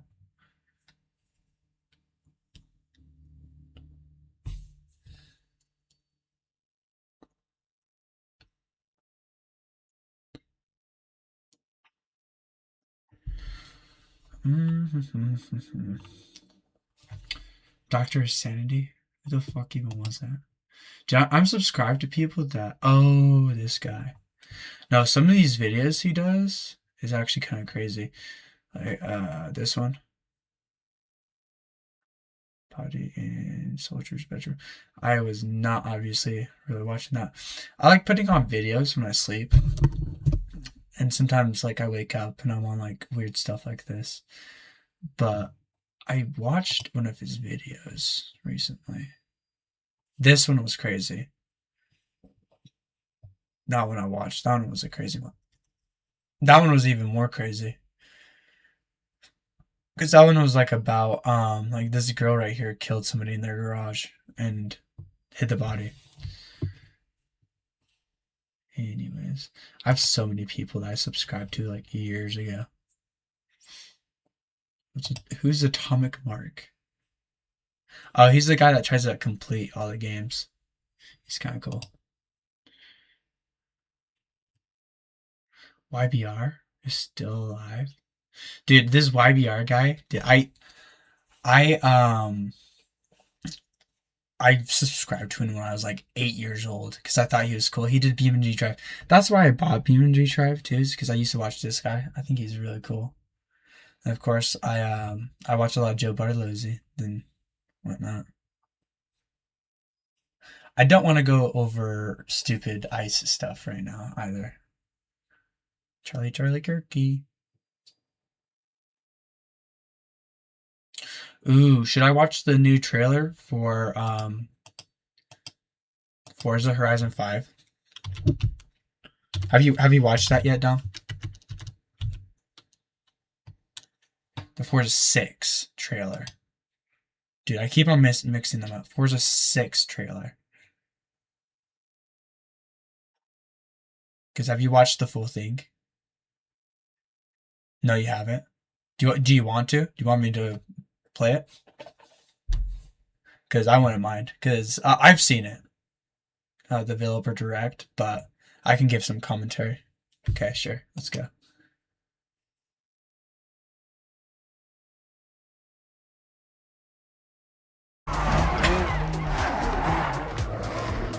The Horizon Fest. By the way, I was in school when this started, and I was in math class, and I had my tablet set up like off to the side, watching it, so I could listen to the new Forza announcement. Festival is a celebration of beautiful cars, hit music, and breathtaking locations around the world. I mean, just like And now look at this. Look at I don't know. The quality looks a lot better on my monitor. It looks ass, but dude, this just looks so pretty and like expansive. I think that's Mount Fuji up there, honestly. We're taking you to the place we've wanted to visit for a very long I time. mean, just look how that looks like a real car. This Honda. Just the graphics have gone insane. Japan. Yeah. That was the photo that was on the... Sorry, I keep on pausing it, but this is like the photo that was released in the game, on the game page. Just like, look how... Yeah, I'm so excited for this. We designed a campaign that really focuses on your journey. You don't start as a superstar of the festival or a racing champion or even a rookie. You'll start out as just a tourist in Japan. Your first goal is to join the Horizon Festival by completing the Horizon qualifiers. After that, you'll rise through the ranks, unlocking wristbands as you complete races in faster, more exciting cars. I just remembered something. I saw a story from like Joe Bartolozzi, and he said a guy with cancer, or like a kid or something like that, his like last, like his make-a-wish or something like that was to play GTA 6, and he was able to do it. So that means that GTA 6 is basically out, and the only reason why we're not playing it right now is for hype, which is stupid. At the end of each round, you must prove you're ready to move up by completing spectacular events to unlock your next wristband. These include classic Horizon showcases and our new Horizon Rush events, where you show off your skills on thrilling obstacle courses, like this one at the docks in Tokyo City. When you finally earn your gold wristband, you get access to Legend Island, an exclusive region of the world with unique events, tracks, and areas to explore. Just look at that. And that will be a true Having cherry accomplishment. blossom Throughout leaves. that journey, all of Japan outside the Horizon Festival is yours to explore at your own pace. So, let's talk about the location we've all been waiting for. Japan is the ideal location for our biggest, most exciting game yet. Full of beautiful landscapes and stunning contrasts of rural and urban, modern and traditional. This is our largest map, full of verticality, diverse biomes. Did you see that? The This is our largest map, full of verticality. That is gonna be fun. That's basically the drive we did on the Mexico map. But it's gonna be like, I feel 10 times better. Just look at it. It's so sick. It's gonna be like that driving game we play on the arcade. Diverse biomes, seasonality, and breathtaking driving experiences, elevated by Japan's unique car culture. So we knew from the start that we wanted to deliver the most compelling and authentic game possible. To help us create those experiences in-game, we sought out advice and insight from people who've lived with Japanese car culture their entire lives. As someone who grew up in Los Angeles and Tokyo, both cities known for car culture, I developed a passion for cars early. I've also worked extensively supporting creative collaborations between Japanese and Western video game studios. Over the course I just have to say, this woman back here, do you see her in the chair? Oh, she's looking at her monitor. I'm like, why is she facing this direction? She almost looked like she's like scared to be on camera, so she's like kind of turned away and is just like side-eyeing the camera. But I didn't realize she was playing off of her, I guess, third monitor. I was really confused, but imagine how awkward it must be being these people back here. I wouldn't want to be back here while they're showing off the game. Like, please don't record me while I'm doing my work. Like production, I had many conversations with the team about the nuances and the details of Japanese culture and how to reflect these in Forza Horizon 6. Nissan. As an example, when we discussed naming options for the player home at Tokyo Docks, we discussed the building number, picking 7 and 8 because those two numbers are considered fortunate in Japan. In fact, these numbers are also part of a well-known Japanese proverb, Nana Korobi Yaoki, which means never give up. When our team builds a Forza Horizon game, we focus on the essence of the place, what makes it special and unique. At the start of production, our team traveled to Japan to capture reference for everything. Time lapses of real Japanese skies, photogrammetry of trees and geology, scans of roads and buildings, and things as simple as water kick-up and the way fallen cherry blossoms Dude, this is so correspond to sick. passing cars. From these references, we then work to capture the soul of those places, adapting it for Horizon's open-world gameplay. And since Japan is home to driving experiences unlike anywhere else, that process begins with the roads. Inspired by the C1 loop, Dude, look at that. That is like the arcade game we play. Look how many streets are gonna. Oh my god. Oh, and like the K trucks, these little ones, the mini trucks. That's gonna be fun to have. Because I don't think they had any of these in Forza 5, but I could be mistaken. Ginkgo Avenue, and mountain passes, like Mount Haruna and Bandai Atsuma. Then was a we're skyline. layering the details around them, creating a world where every road leads to discovery. For this game, so we've built our biggest urban area yet. Our Tokyo city is 5 times larger than anything we've designed before. I wonder if we're going to be able to go onto the train track right there. That'd be pretty cool. But man, look at this. This is With actually multiple hype. districts, each with a unique identity. We work to create a city where every road, every corner, and every shortcut is fun to drive and a delight to explore. Seasonal change in Japan is dramatic, and these changes are widely celebrated in local culture. We've captured that in games so that you'll see those changes reflected in the world Yeah, around you see, you. this is the clip I'm talking about, where you see like this snow, like that's crazy, and it's like an actual thing that happens in Japan. They plow this like big huge area out so people can go. It's insane. As you explore. And there's That roads on sense of top of exploration it. is at the heart of the game. Everything you find on your road trip in Japan is something for you to collect.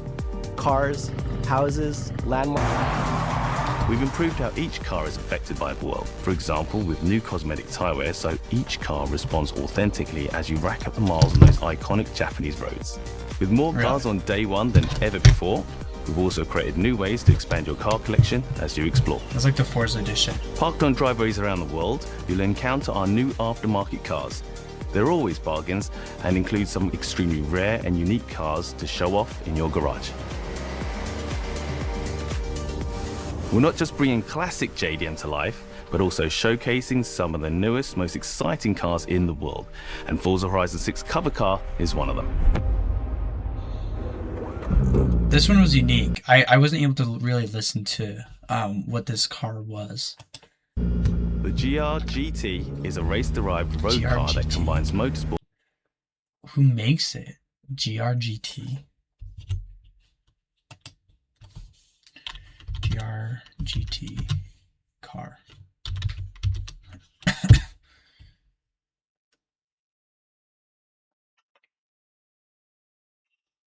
Was it GRGT? Is it the new? Is it like a new Skyline? No, it doesn't really look like it. Well, it's not Nissan. It's just a GRGT car.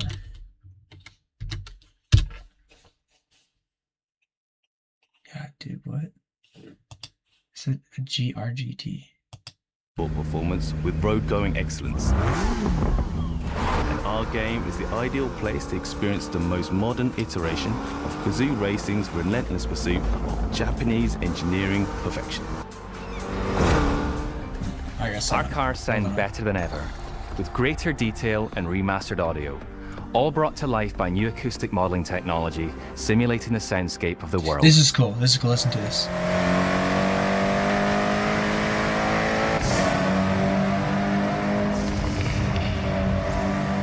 That's cool. It changes sounds as it goes inside like the tunnels and stuff like that. And I think also like when it's foresty too. This is cool.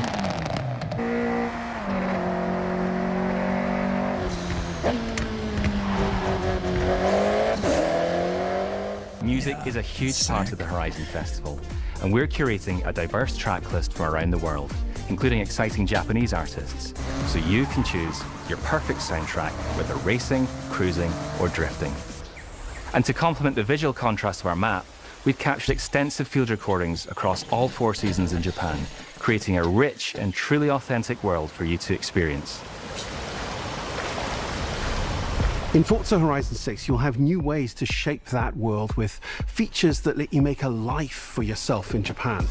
Our new customizable garages are the perfect place to do that. You'll find one of these at every player house, big enough for multiple cars. I'm pretty psyched about this one, where you're gonna have your own garage and you're gonna put all of your cars that you want on display. Because I can already imagine what I'm gonna be doing. I'm gonna be putting all the Fast and Furious cars. I'm gonna remake them. I'm gonna be putting them here. All my favorite cars I'm gonna have here. I just hope it's easier to do. Decorate the entire space, and when you're done, you can invite your friends over to see what you've built. But I wonder if you're gonna be able to have like a character that like walks around. the ultimate place to express your creativity is the estate. This mountain valley starts off completely empty and overgrown, but once you unlock it, you can build and decorate directly in the open world here. And anything you construct is permanent and visitable by your friends. Our teams are fully committed to Forza Horizon being the open world driving game for everyone. We'll be carrying forward all of our accessibility features from previous games. We'll also be adding in new options like proximity radar for competitive players and auto drive for players who want to lean back and appreciate the world. I wanted this in for a motion. while. Our major new accessibility. Auto drive. I've been wanting that for a bit, to be able to just set it down and like have a background. You can customize Forza Horizon 6 so you can play together. Japan is world-renowned for its car meets, like Daikoku, and inspired by these experiences, Forza Horizon 6 will include new, open-world car meets. These are places where you can show off your cars and characters, download tunes and liveries, and even buy a copy of the cars you see. Then head out together to explore, where you'll find classic events like street races and our new Touge battles, iconic nighttime races down Japanese mountain passes. There's more to do in the open world than ever before, with new shared experiences like Horizon Time Attack circuits. These are seamlessly part of the open world, with no loads, no matchmaking, just a truly social experience with you, your friends, and the in-world leaderboard. That's cool. Playing together is easier and more rewarding than ever. Forza fans are incredibly creative, making everything from liveries to race events and scenic locations to explore. To support your creativity, we've added the ability to start building from anywhere, as well as loads of other player-requested improvements, all of which are also available in the estate and the customizable garage. We also know you love to collaborate, so in Forza Horizon 6, we're making building fully multiplayer. In Horizon Collab, you and your friends can build... You and me can build, like, a cool little track. I think it would be fun. I tried messing with the builder before, and it's kind of hard to mess with. I remember I made like a big huge ramp. I think that's what I did. Or either that or I like just joined one that was a big ramp.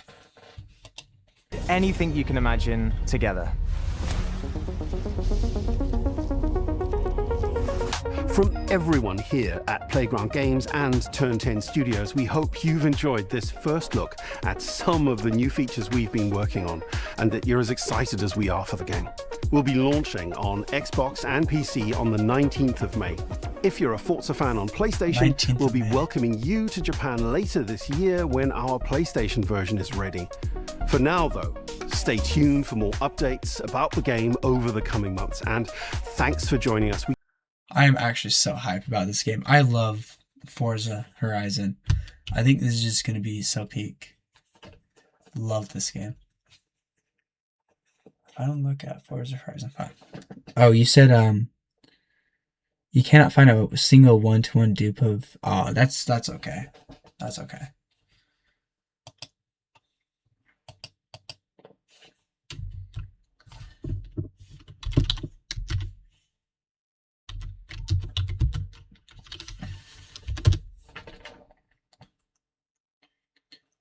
Oh, what? It's a Toyota GAZOO.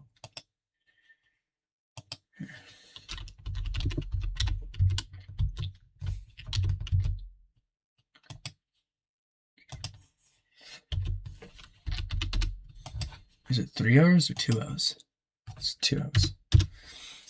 GAZOO. Oh, that's not the car. Is it a brand new car? There's nothing showing up.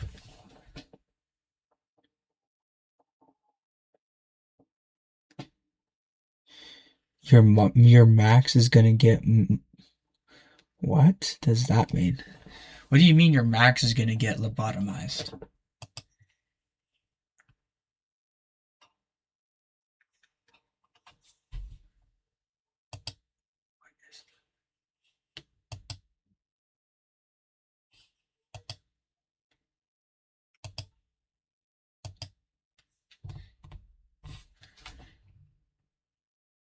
Oh, your Mac. Is it still not working?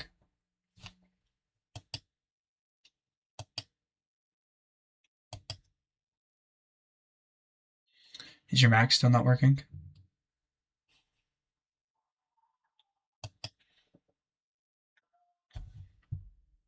Dude, that's annoying.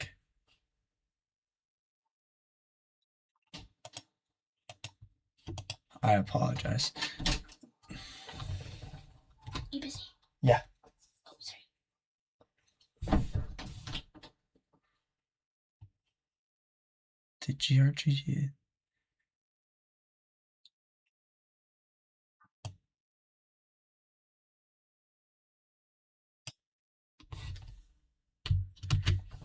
Is this how Toyota released their car?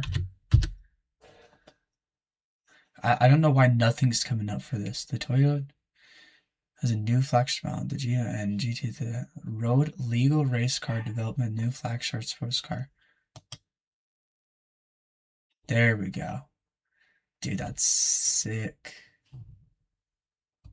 So this car hasn't been even released yet.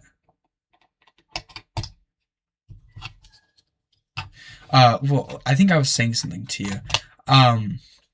What I was saying is don't completely like tear into it just yet. Search up like what is wrong and if there's a way to just mess with it before you take all the stuff out.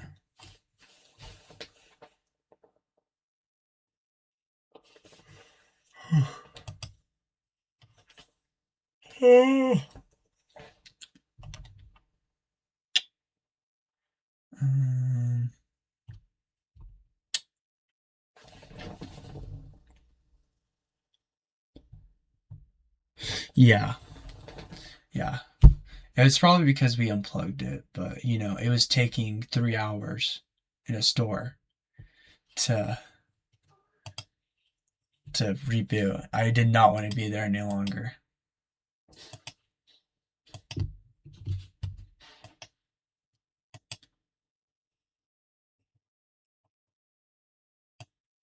I saved more than 17 seconds, tell you that much. I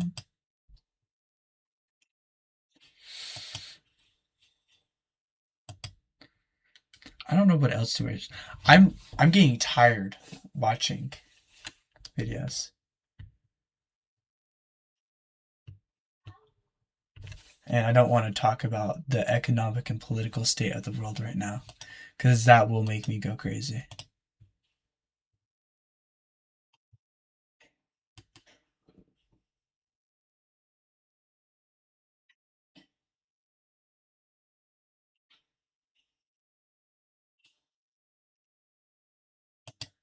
What's the other song I like?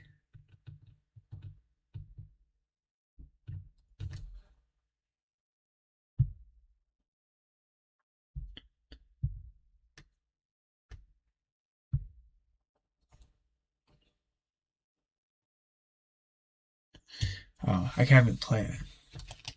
Wait, let's see if I can even.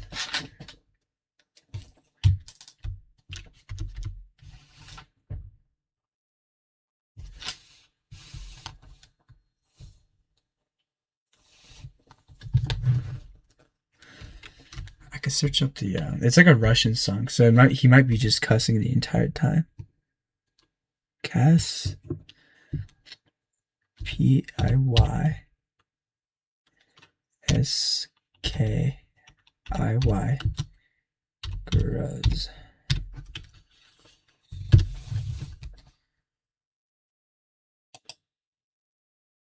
I know the look. Or hopefully.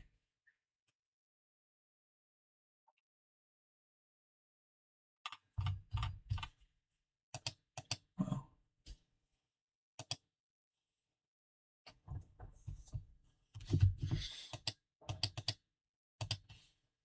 Don't know why I just did that, but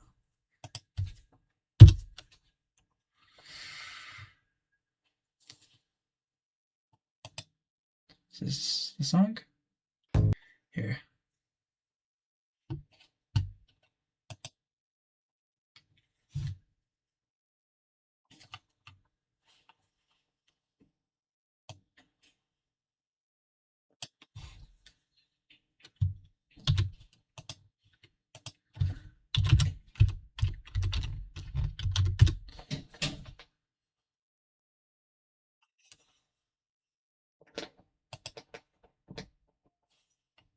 Yeah.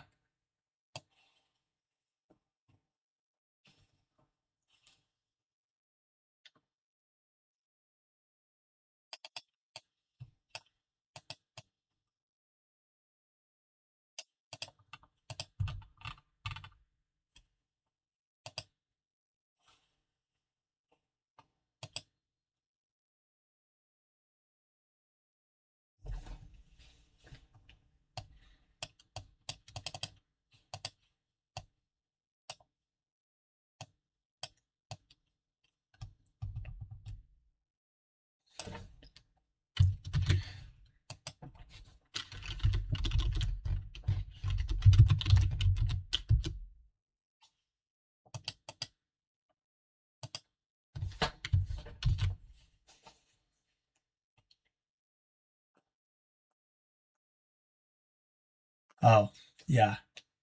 Of course I'm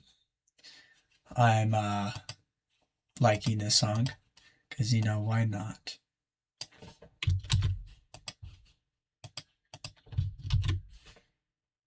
Camera action love scene take 1. Is that what is the name of the song?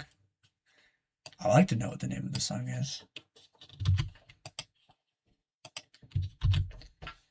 Love? Well, it's not what I copy and pasted, but yeah. That is.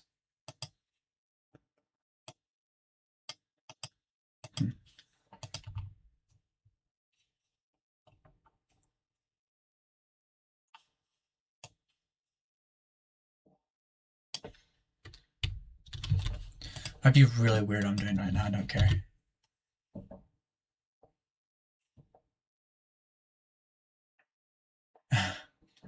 Yeah.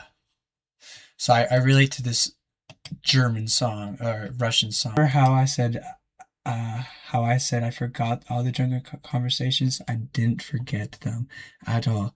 That confession was real. Your eyes are the color of my life. Your hair is the shade of the sunset, and your laugh more beautiful than which only your face.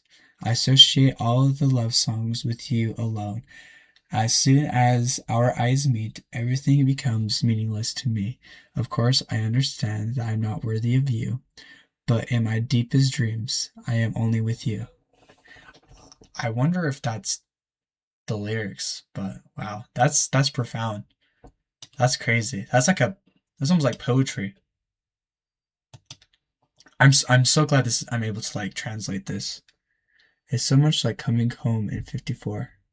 I don't know what that means. It's so strange to listen to this beautiful song and not feel anything, not think about anyone. I am very tired. I don't know any loved anymore, and I don't know any loved ones.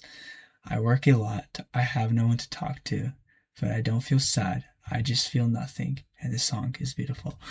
Yo, this is dude, this is wild. Seeing what these Russian, a very human response, honestly, to all of this. It's crazy. It's cool I'm able to just translate these to English. Wow. I have no words to describe my emotions from this track. Wow.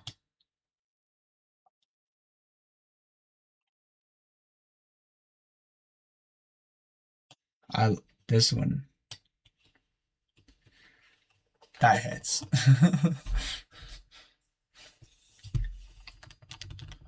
I like the song though, I really do.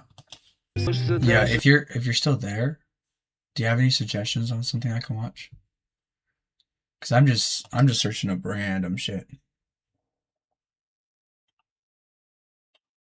Yo, that's wild.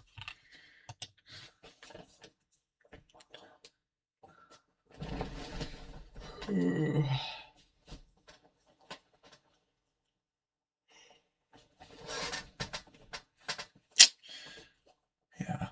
I don't know. It's been over an hour. And usually I like this stream for an hour or two. So I might just get off. But I like listening to music, so I might put on some more music tracks.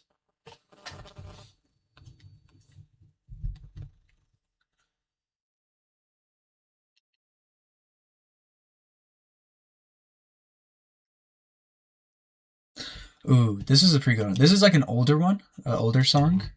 It's by Louis Armstrong. Yeah. Saint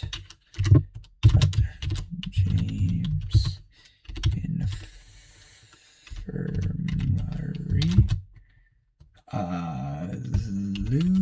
Louis Armstrong. Dude, I listened. Okay, so before I start the song, I listened to. There's a remake of this song that's played in a Betty Boop cartoon. Yeah, this is it right here. This is it, and it's a. Well, that wasn't part of it, but that's how I first heard it. Then I was like, oh, I want to find this song. Then I heard Louis Armstrong's, which is the original one. Oh my god, I just imagine myself being back in like the 30s or 20s when this came out, and just like, oh my god, this would sound amazing if I saw this in like it live. Like, it'd be crazy to listen to this song if you were in like the 20s or 30s. I feel like just the instrumentals would be crazy. I like it. I don't know if I should listen to more songs. Here, let me see some other songs.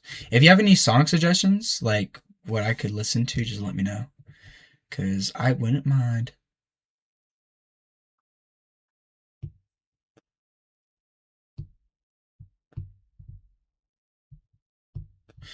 Do you want to listen to this guy? So you've heard him sing before. I don't know if he's on YouTube though. I played some of his songs. He's okay. He's XPGJ. I watched him like live stream, which is funny. I watched him live stream, and he makes songs and stuff like that. I wonder if I can listen to any songs. He does not have any of his songs on YouTube, which is surprising. But there's some songs he makes I like. Which he doesn't like, which is funny. The songs I like by him, he does not like. Because he's trying to sound like Suicide Boys, and I think their music's okay. To be honest, I feel like Suicide Boys, like, it's okay. Like, it's not anything I'm gonna be going for. But you don't know me. You don't owe me. I like this song by him. Before I go into it, the reason why I enjoy this song is one, the lyrics. I like it, especially now after what I'm going through. But I like just the guitar and like the beat of it.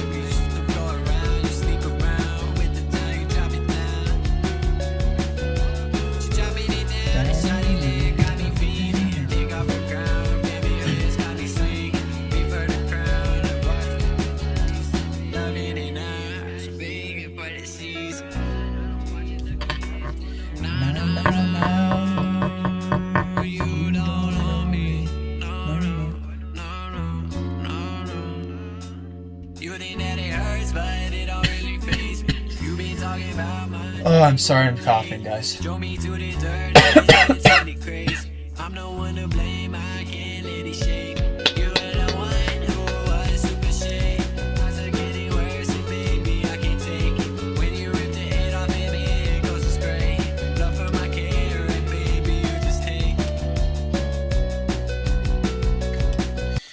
I do like the vibe he's going for this one, but I feel like him, like, he's like trying to like wave his music in a way where it's like coming in, the coming out, coming in, coming out. I wish in a way he didn't do that, or did it like more, like less, because I like listening to what he says, but it's kind of hard to hear his vocals when he's saying stuff, except for when he goes into singing, which is in a bit, or rapping. You don't know me, you always try to control me. Swear to God, I hope you die lonely. Trying to ruin my image. I know it's so different, cause I'm the best you ever had. Yeah, you're mad, I won't take you back. I'm moving on, I left you in the past. It's been a while now, time's going fast. Yeah, you're still shading my name, you're in my brain. Bitch, I swear to God, you're insane. Don't forget, you're the one that changed. Don't forget, you're the one to blame. You took advantage, you took me for granted. You had me stuck in panic. You're the reason I left.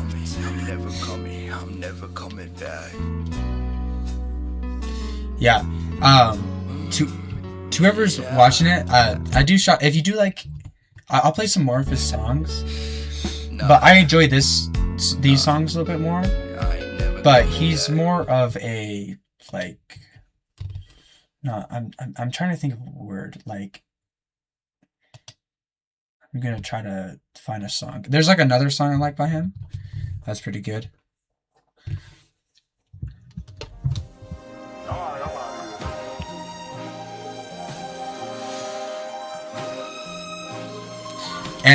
And also, if you guys have any suggestions for songs, just let me know, cause I'll play a song if you guys like a song.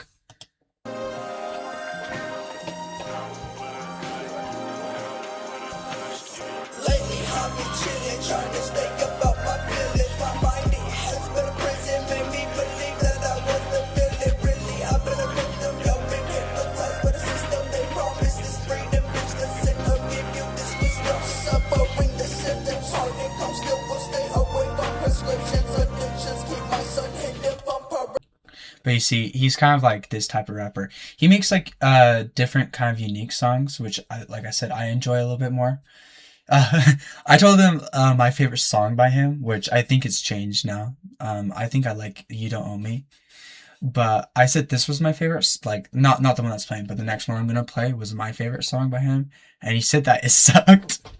So, I think it's good. I thought it was good. Just, I like the the music more. And like how he I you just have to hear. I just like the vibe of it. That's a lot of what I go for music.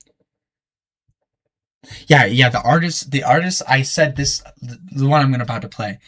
I said this was like my favorite song by him. And he said that it sucks. That his song sucks. That one. The one I'm gonna play. I honestly think it's pretty good because again I look for more sound rather than lyrics.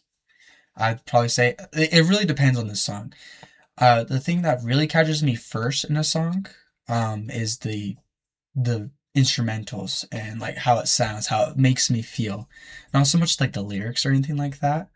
Only once I like the song do I listen to the lyrics, and either that makes or breaks the song. Like there's some songs I add to my playlist that here I'm gonna give them like there's some songs I add to like my playlist that I like the sound of it first. Then after a bit of me listening to the song, I'm like, oh, this is a corny ass song because the lyrics are kind of bad, you know. So yeah. Anyways, I'll play the song.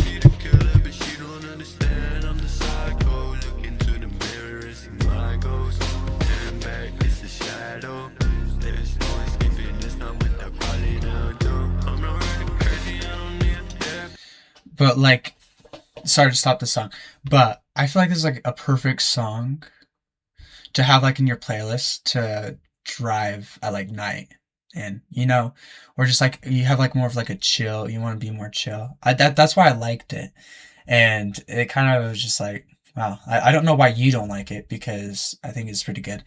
I think he's trying to be more of like I said like God, Suicide Boys. He's trying to be more like him, which you know, I like some of the songs he sings by him, like trying to imitate them. But I personally like more of these songs, and I'll try to find his most popular song and play it too, just so you can get overall feeling for him. Here, I also subscribe to him.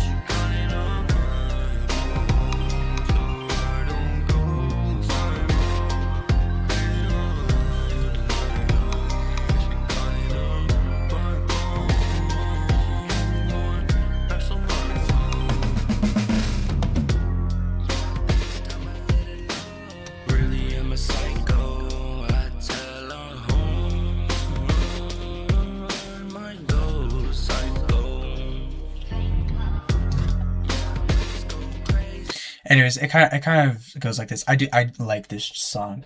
I don't know if he posted his new song, because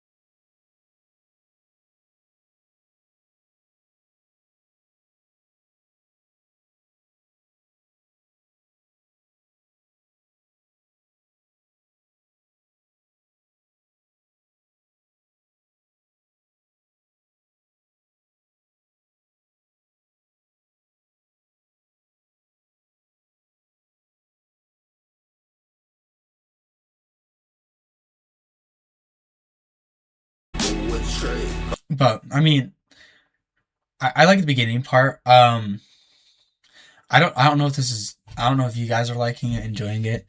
This is not usually what I listen to, but I feel like I listen to all sorts of music.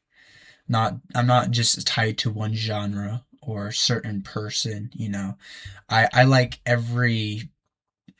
lot of different genres equally. Like, I like some pop songs. I like older songs. I like newer songs. I like rap. I like rock. I like hard rock. I like alternative. I feel like there's just like so much you can do, and I just had to do code and delete and do the whole hassle and downloading.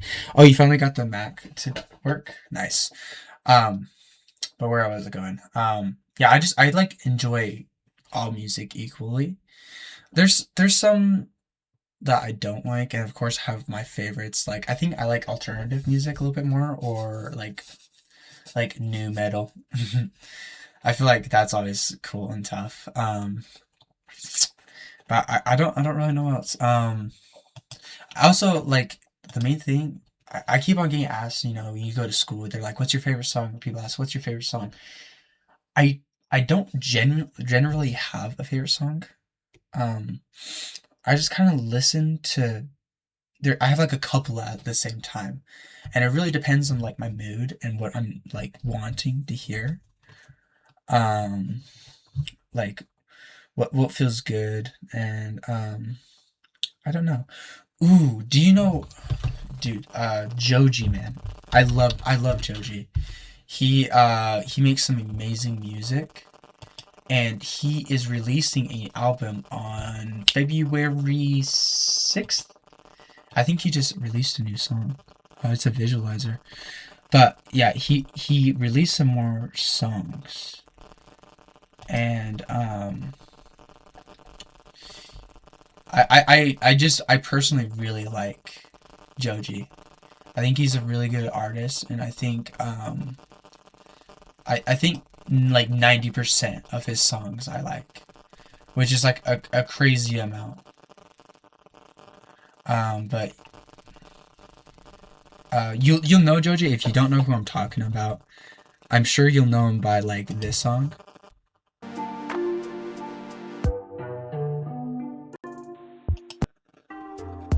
I can't hear. Where's the audio? Did it mute?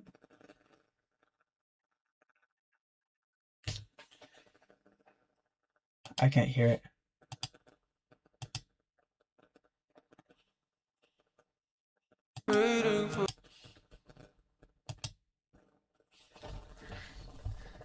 You can hear the music? I couldn't. I'm probably gonna have to mess with OBS here. I'm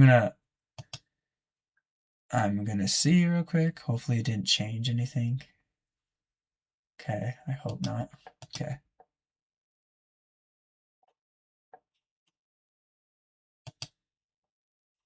Yeah, what the fuck? Oh. Oh well. I'm just gonna put in my well, I'm gonna put in my AirPods, because those will connect.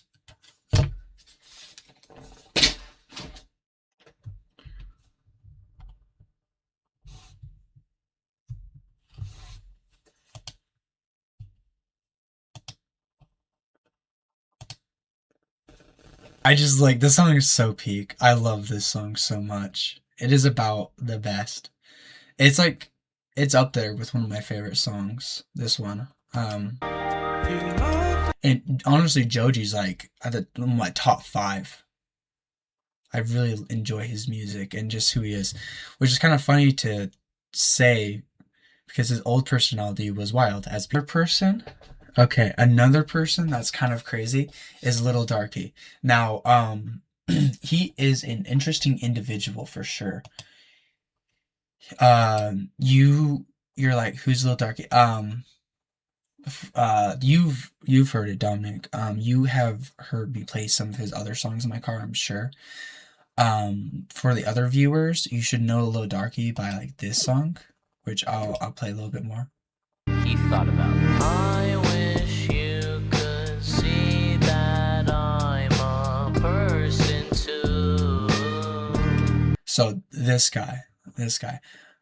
He has the craziest switch with songs. Now, I'm gonna have to be really careful what songs I choose to play by him, because he goes from good chill music to like stuff that might get me kicked out of here. I know he is, yeah. He's pretty good. Honestly, my favorite song by him, might not be it. No, that's not it. No. Don't want to play that one. I know exactly what that song is. Or is that? Okay. I think it's this one.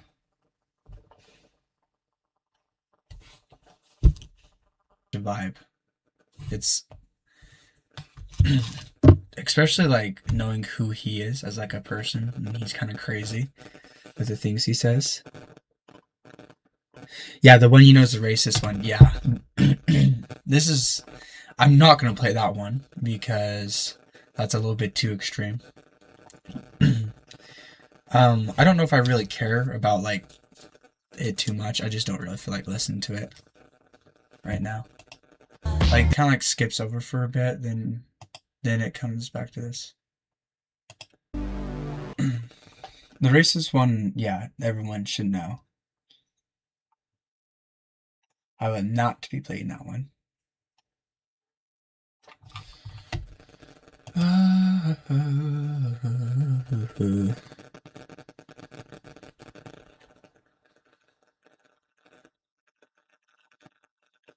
Oh, that's funny. That's me.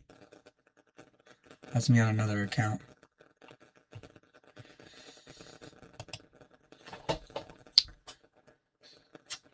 Come on now, Dom. Give me a song to play. I want another song to play. Just give me one. It doesn't have to be crazy. I want some. I want a song. A good one. Well, it doesn't have to be a good one. Just a song. Like, what song are you vibing with right now? And what song? Yeah. It doesn't have to be your favorite or anything like that. Oh, Mexican song. Or La Me Hello.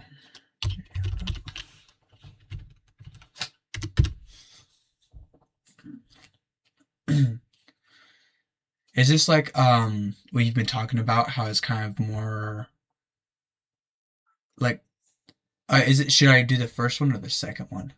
I guess that's a better question. First one or second one? Or does it matter? Yeah, calm. Yeah, that's what I'm saying. We're calm. Yeah.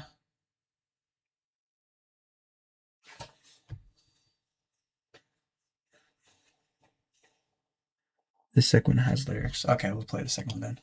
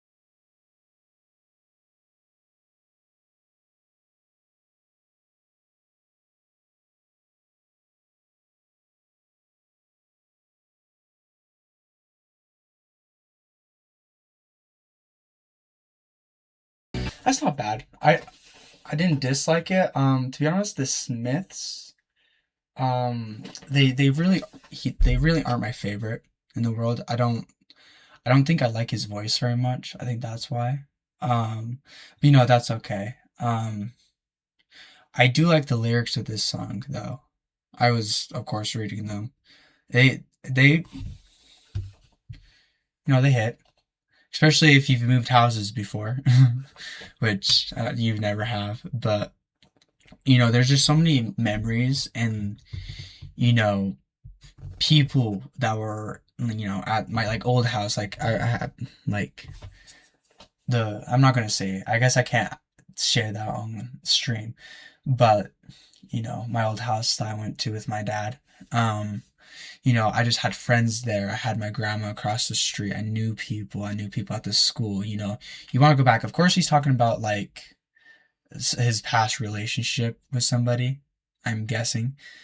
But I feel like I interpret it more as like going back to the old life you lived, the old friendships you had, the old feeling you had in that old house. And yeah.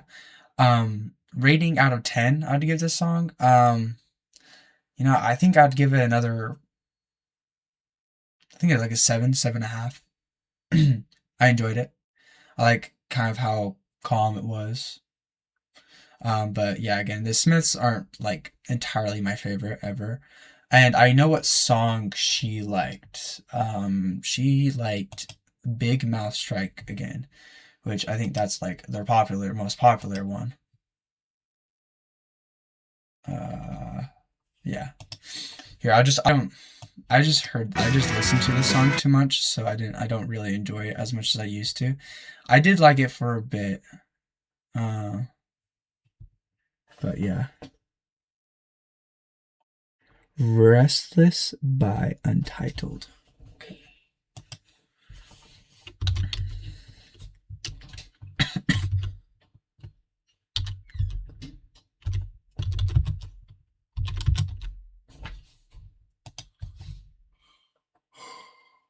Is this the top one?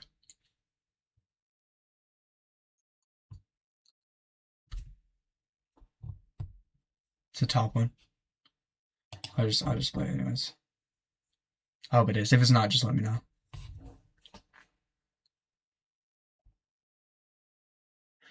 Yeah, I guess you're true.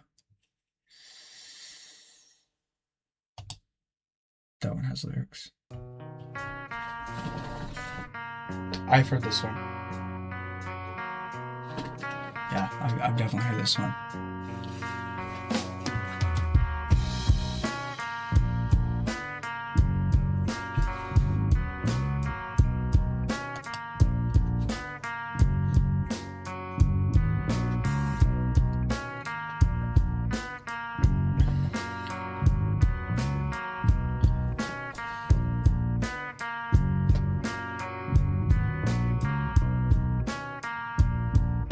I like this beginning part a lot.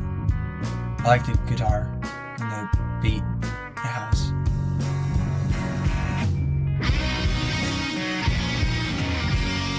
Yeah, that's good.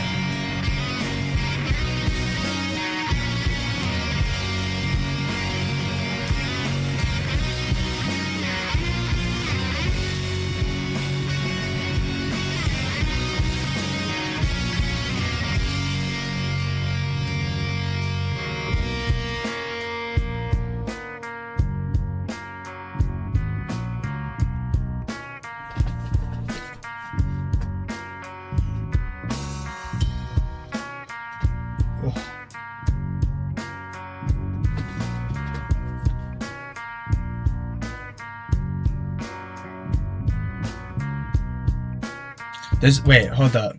Is this just the beat of the song? Is there supposed to be lyrics? Like I thought there was. Yeah. I'm like I feel like this intro is very long. I was saying to myself, this intro is very long. Okay, here we go. I'm trying to sleep. It must be my dream.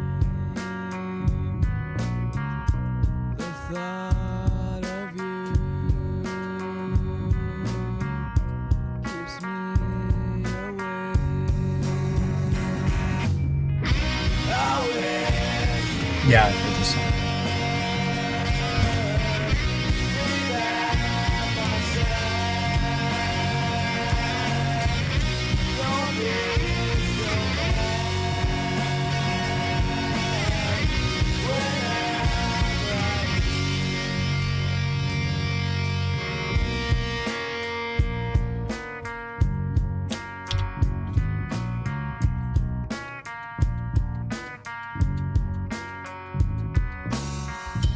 I know you're gone,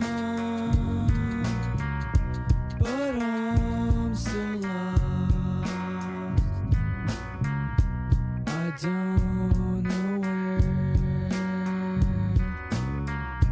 I'll go today. I wish you could be by my side. Don't be so mad when I'm ready. I wish I could go back in time to fix my mistake. I'm out of time.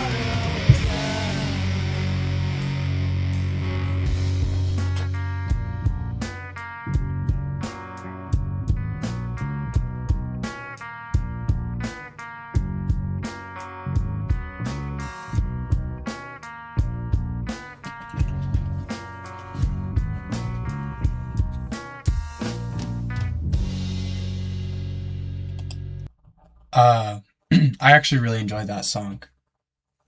I enjoyed the vibe with it, and like his singing was pretty good. I really liked it. I wish there was one where there was lyrics, so I could have read the lyrics and been there a little bit more.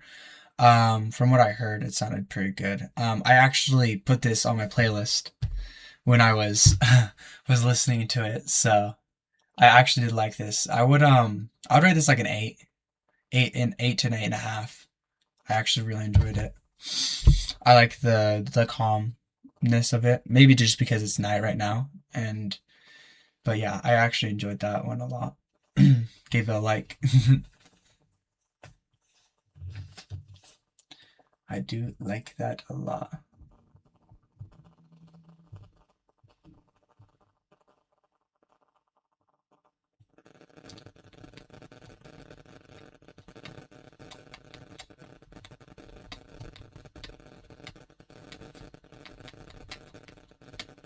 Oh, there it is.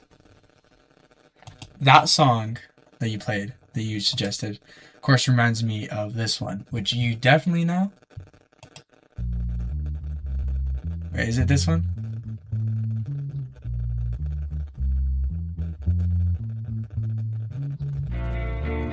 Yeah. This was all over TikTok, and I liked this one.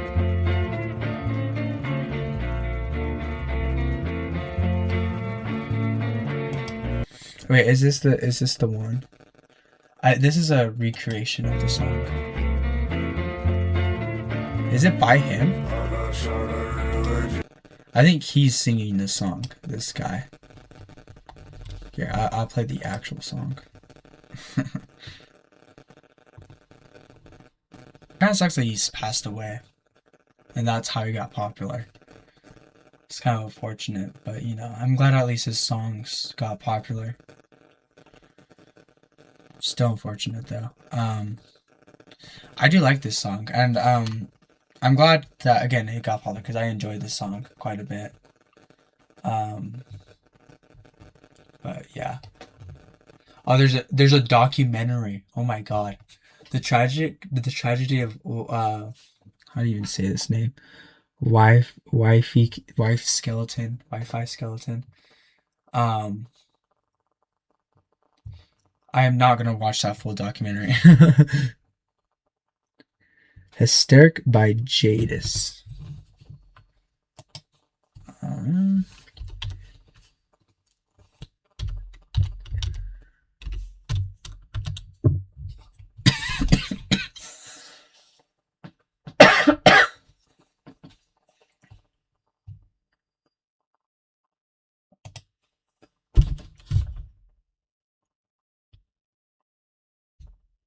I like that song. That was pretty good.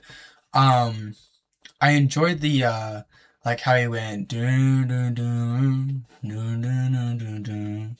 Like how he kind of like stepped down a little bit. I thought it was really cool. And how he kind of like made his like the tone just like a little bit like off and kind of like gives a little bit more of like a kind of like it gives you chills. I guess it's the best way. It leaves it kind of like a chills down your back. I enjoyed it. Also, I was able to read the lyrics this time, so I was able to understand what he's saying. That's pretty good. I enjoy it. I wish it was longer though, because that's pretty cool. Overall, I'd probably get this an 8. I enjoy it. It really, and also just fit with the last song too. Oh. Girl, I did it for you. Yeah, I like that. That was pretty cool. And there's like this is a pretty niche song. Oh, I guess this isn't the person.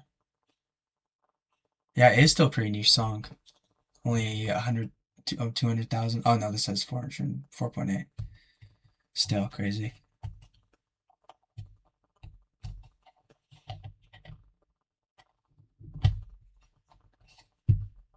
Going to the music section.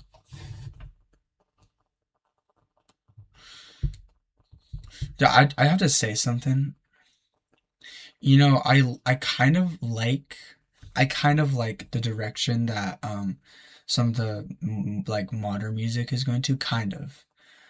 I just have to say there was a horrible period. I think it was like 2020 to like recently where the music just sounded just terrible. Honestly, just terrible. There's been better songs, like new songs, kind of. More than there was. So, oh, funny, Trap Queen. Should we listen to it? I'm gonna play that. 11 years ago. Oh my god, he's out of jail, by the way. I didn't know he was in jail. I didn't know he got put into jail at all. I thought he was just roamed 11 years ago. That's crazy. You should see him now.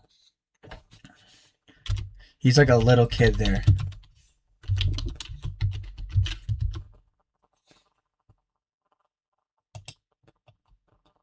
Like after jail, apparently he got big.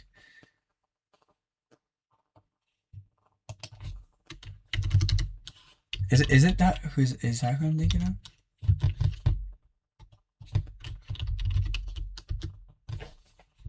Yeah. Well, he looked bigger in like a song, and he's like DJing, and he looked big. Yeah, look, he's like crazy. Stay with me.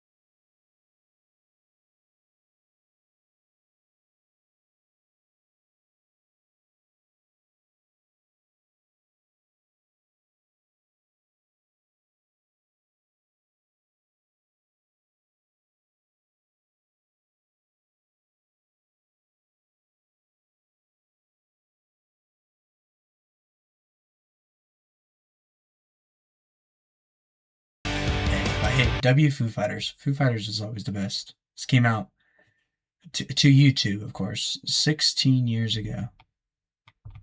That's crazy. Are you still there?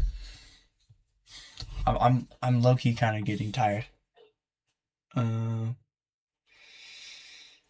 might play a song. When I go, I'm just gonna take a bit of a break, like a 4-minute break. We'll play "Feel Good Inc." by Gorillaz. Why not? No, I'm gonna be on. I'm just gonna be right back. I need to get a drink because my drink ran out and I'm starting to get kind of like a sore throat. So I'm gonna be right back. I'm just gonna get a drink. But I'll play "Feel Good Inc." Then when I come back, I think I'm gonna hop into like a YouTube video and watch something. But enjoy Gorillaz.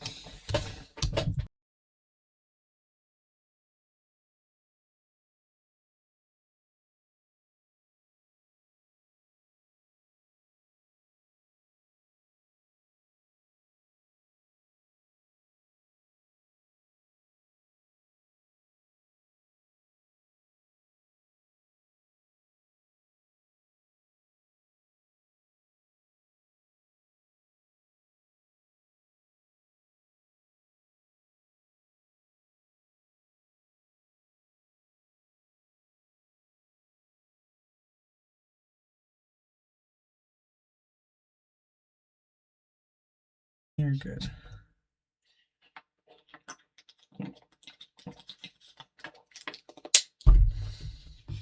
How was that Ish video? I'm not watching that.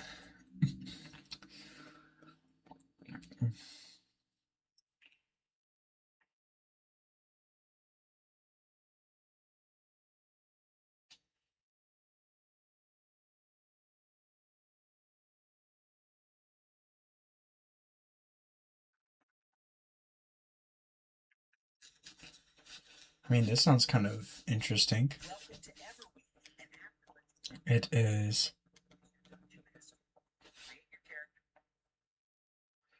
When a whole dude, I don't know how long I'm gonna last. I'm getting pretty tired. Here.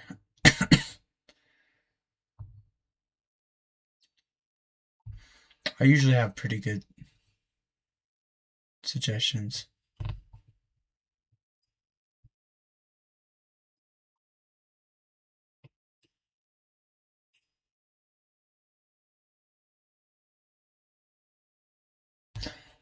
Oh, wow.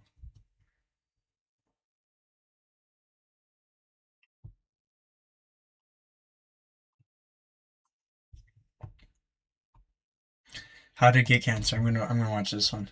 So you need name of the video is How to Speed Run Getting Cancer by Goblin's Guide. Let's see how we can do this. So, you need to get cancer and fast. Maybe you've dreamed of dying a slow, painful death since childhood, or maybe you're just bored and want attention. Well, I hate to break it to you, but those microplastics and carcinogens you've been guzzling just won't cut it. But don't worry. As a content creator, it's my responsibility to ensure my viewers are constantly exposed to cancer. So, today I'll be... This guy, he makes some wild guides. Like, he has one, like, how to speedrun getting obese. I think there's a couple other ones.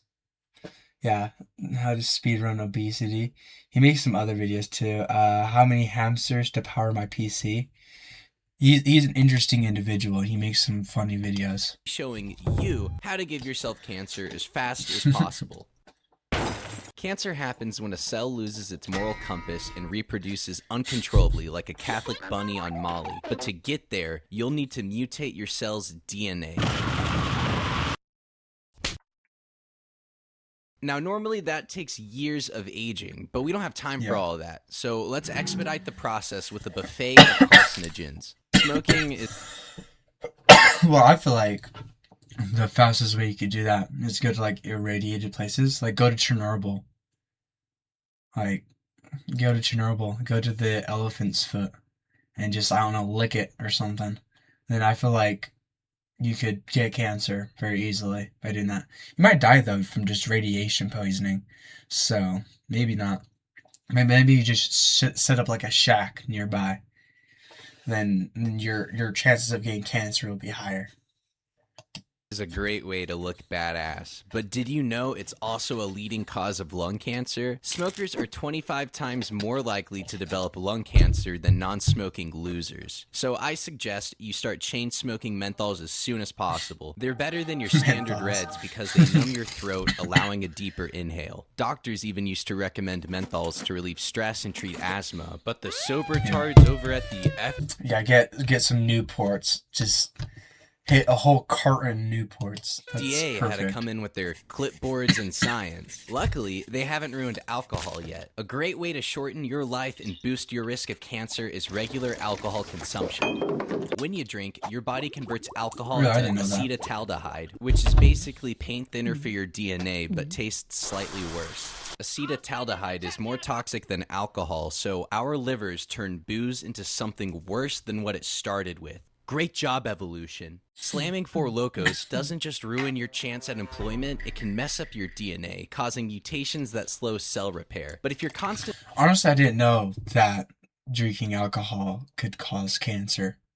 I thought it just messed with your, like, liver, which I guess could give you liver cancer. But I didn't know alcohol could give you all this other stuff. binge drinking, you're more susceptible to drunk driving, overdosing, and suicide, which would end the cancer speedrun on a technicality. I suggest going easy on alcohol if you're going for a pure cancer build and focus on other carcinogens to make up the difference. For example, processed meats are a great alternative. In 2015, the World Health Organization classified processed meats as a Group 1 carcinogen. That puts hot dogs on the same list as cigarettes and uranium, which are the Really? 3 things a growing boy needs. Bacon, ham, and deli meats are coated I with didn't know that. preservatives That's that turn crazy. into nitrosamines when cooked. And because that word has a bunch of syllables, it's considered a carcinogen. With that being said, make sure you are eating as much gas station food as possible while supplementing Soylent and vegetables with Red 40 Mountain Dew. Pairing a poor diet without exercise will drastically increase your risk of cancer, but you were probably already doing that. But if you want to make your situation way worse, doctors recommend playing ranked Counter-Strike and eating chicken nuggets all day. Your body will become a beautiful, fertile garden in which the only thing that grows is tumors. More fat cells means more estrogen, means more inflammatory chemicals that can develop into breast, pancreatic, and colon cancer. Non-processed meats can still be carcinogenic if you fry, smoke, or char them, since they'll contain polyacylic aromatic hydrocarbons and heterocyclic amines. That's nice. over 19 syllables. Yeah, I was about to say. Well, at least our drinking water's safe. The great people over at DuPont made a beautiful product called Teflon that can be found everywhere, even in your own... Dude, Teflon is actually crazy. I watched a documentary about Teflon. It's... Yeah, DuPont, they just, like, dumped it everywhere. So, like, you and me and everyone else in the world has Teflon, I believe, like these forever chemicals in your body because of Teflon pots and pans. I don't know about everyone in the world because, you know, some isolated places, but still, it's like a shocking majority of people have these forever chemicals in your body because of some stupid company that made them. So, this is the price you get for having nonstick pans, is you get forever chemicals in your body. Own blood. Coincidentally, Teflon is known to cause cancer and was thrown into every product, including water, possibly as a joke. Now, this kind of upset the entire world, so they did a rebrand to PFOA, which also caused cancer. And now they're on... Yeah, I was about to say, every single one, they like try to rebrand it. It's like the exact same thing, and it causes just as much cancer, and it's just as bad for you. Their third rebrand, Gen X. New name, same cancer. There's hundreds of mega corporations rapidly diluting our food, water, and air with chemicals. I suggest moving to an area around one of these chemical manufacturers to ensure you're getting the most contaminated water as possible. Whoa. Better yet, work at one of these factories. That way you can inhale as many horrible fumes as you want. Blending water with plastic can make a fantastic microplastic cocktail. And if you can't afford a blender, don't worry. Our entire water supply is already irreversibly filled with microplastics and forever chemicals that have made their way into our bloodstream. While you might think our world has only recently become a fish tank loaded with carcinogens, it's been this way for over a century. The 1900s introduced amazing products like leaded gasoline, x-ray machines for fitting shoes, and Adam Sandler. Oh, and asbestos, which was practically seasoning back then. Hey, sweetheart, the steak's pretty dry and awful. Frankly, also, I hate you. Can you pass the asbestos? Oh, honey, you can get it yourself if it's next to the x-ray machine. Hi, Dad. X-rays pass through soft tissues but get absorbed by dense materials like your bones. But they can also knock electrons off of atoms in a process called ionization. This creates charged particles that can wreak havoc inside your cells. Even non-ionized waves. I'm gonna be like this guy. I just got an X-ray on my chest. So that means I might get cancer. Oh no. Can cause problems. For example, the sun blasts UV rays at our skin that excites electrons and breaks down chemical bonds. So throw away your sunscreen and head on down to your nearest nude beach. For any aspiring supervillains out there, you could simply destroy the electromagnetosphere that protects Earth from cosmic rays. This can only be done if you cool down the Earth's core, which generates the magnetosphere. You could do this by either pumping trillions of gallons of liquid nitrogen into the core or crashing a planet into the Earth. You could also just move to a planet without an electromagnetosphere like Venus or Mars, but that's a little less fun. I know a lot of you guys aren't big fans of the sun. It's too bright and it's kind of condescending. So tanning boots can be used instead. Guys, I think there's someone hanging there.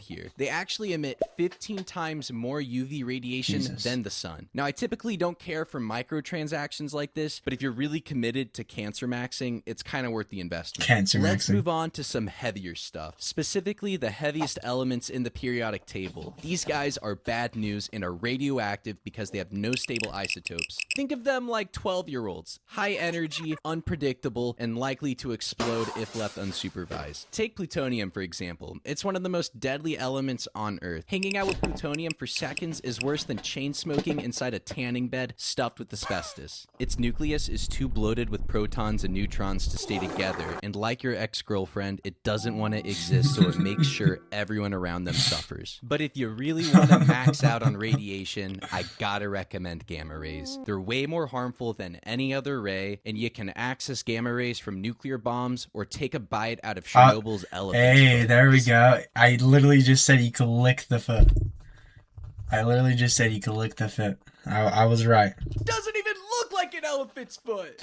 Also, this guy's probably dead, right? Oh no, I forget that, no, is he dead? I heard that, like, the way they took this photo was that there was, like, a bunch of mirrors, and if I'm not mistaken, like, he's not this close to it. It's just the reflections off the mirrors make it look like he's standing right there. We're next to it. Chernobyl's elephant's foot is considered the most radioactive place on Earth. That's a crazy, not this one, but like the next one. Chernobyl's elephant's foot is considered... Look at that. That's crazy looking. It just looks... Honestly, it just looks like dirt. But it's just crazy to think that if you were in eyesight of this thing, you would die. If you were able to look at it from like 100 feet away, you would die, basically. Considered the most radioactive place on Earth. It's a massive melted nuclear fuel formed during the meltdown. It originally emitted over 10,000 roentgens per hour, enough to kill someone within minutes. For context, that would probably kill an elephant within at least 5 to 10 minutes. To this day, it's still hot and glows in the dark a bit. While most elephants' feet weigh about 100 pounds, the one in Chernobyl weighs almost 4 million pounds. But to be exposed to the most gamma rays... 4 million pounds? Dude, that's insane. 4 million... That's crazy. You'll need to visit a black hole's accretion disk. we're running a little low on time, and all these tumors are making it extremely hard to talk. So long friend of the channel, Ellie Andrews, and his little buddy, Saint Aiden, wrote a rap to cover everything else. A rap? Let's hear it. Let me read out 10. I just heard. Cancer and gather round kids. I'ma give you the answer. If your lifelong goal is to give yourself cancer, leave fine wood dust in your nose and throat. Put popcorn butter on your burnt ass toast. Use hair dye, talcum, formaldehyde makeup. Fire the stove, grill a well done steak up. Fall to the floor, quick lick the vinyl. If you're really on a mission and it isn't survival, if it's laundry day, do a laundry week. And each time huff bleach, snip dry as sheets. Light a scented candle for the sweet benzines. Put your head by a diesel exhaust. Sniff dryer sheets? Dude, I smell those all the time. I like the smell of dryer sheets. I put them in like my shoes and stuff to make them smell better. That's great. I guess I won't be doing that as much. And breathe. Sunny days, try to spend outside without sunscreen, but bug spray's fine. Do all of the above, and it won't be observable till the doc calls back and it tells you it's terminal.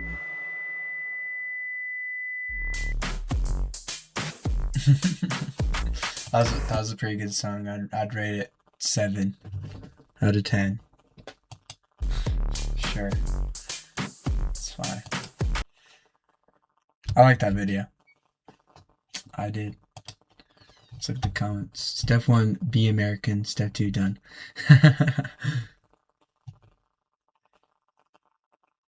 Why did you just describe a lifestyle of an average middle-aged divorced dad? Thank you so much for the video. I'm a chemistry teacher who recently got diagnosed. That scared me into making... Oh my god, this is just the plot of Breaking Bad. Thank you so much for the vid. I'm a chemistry teacher that recently got diagnosed. That scared me into making meth so my family has something when I'm gone. But all of a sudden, I might be in the clear. I was hoping to die, but die and not have to suffer the repercussions of my actions, but here we are. Yeah, he just described the plot of Breaking Bad.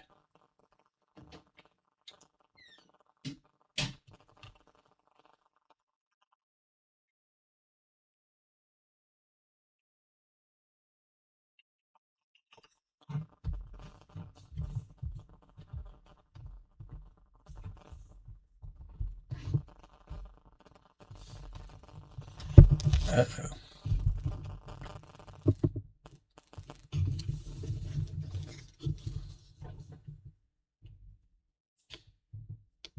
Oh my god. Dude, Dom, are you still here?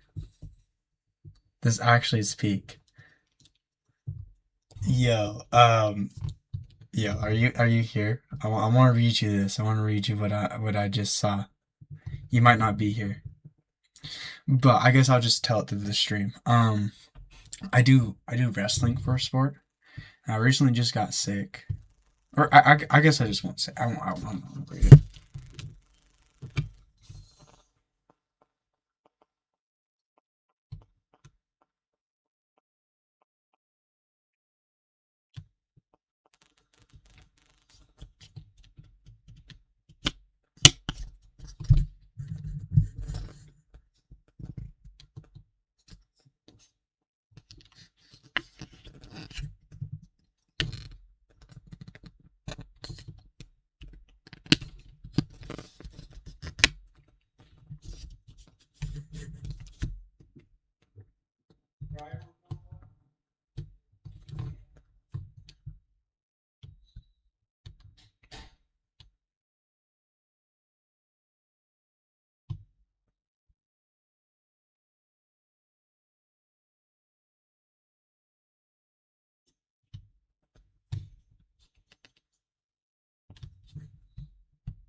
Yeah, I'm gonna be, I'm gonna have to go tell my parents this real quick.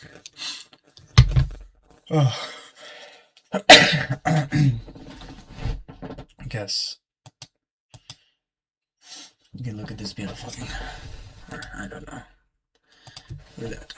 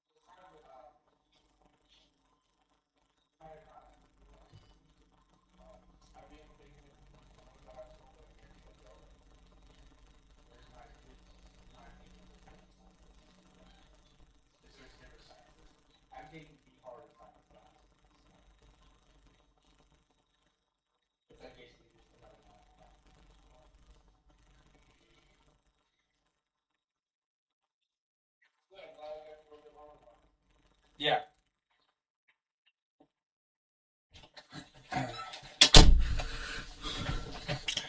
Well, I think my one viewer isn't here anymore. That's okay. Are you there?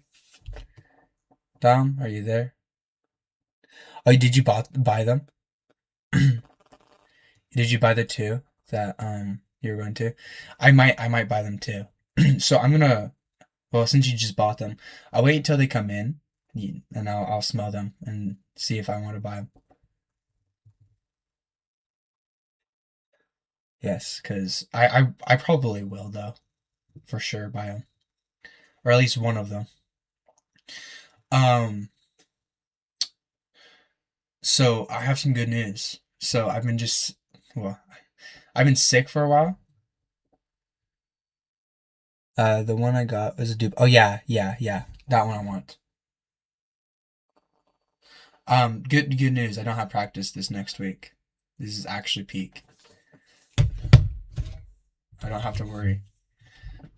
So I'm gonna get like 100% again, which is nice.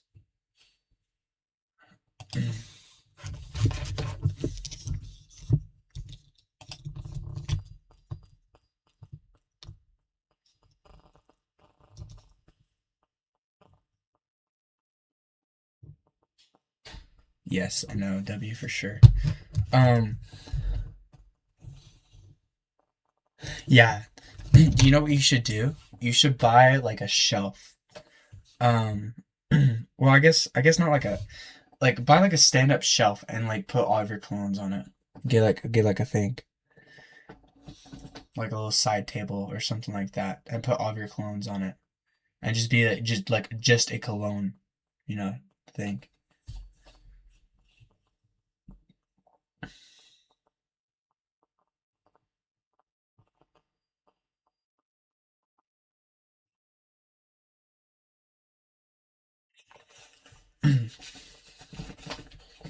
Do you know who I like to watch is this guy, Bruce Do.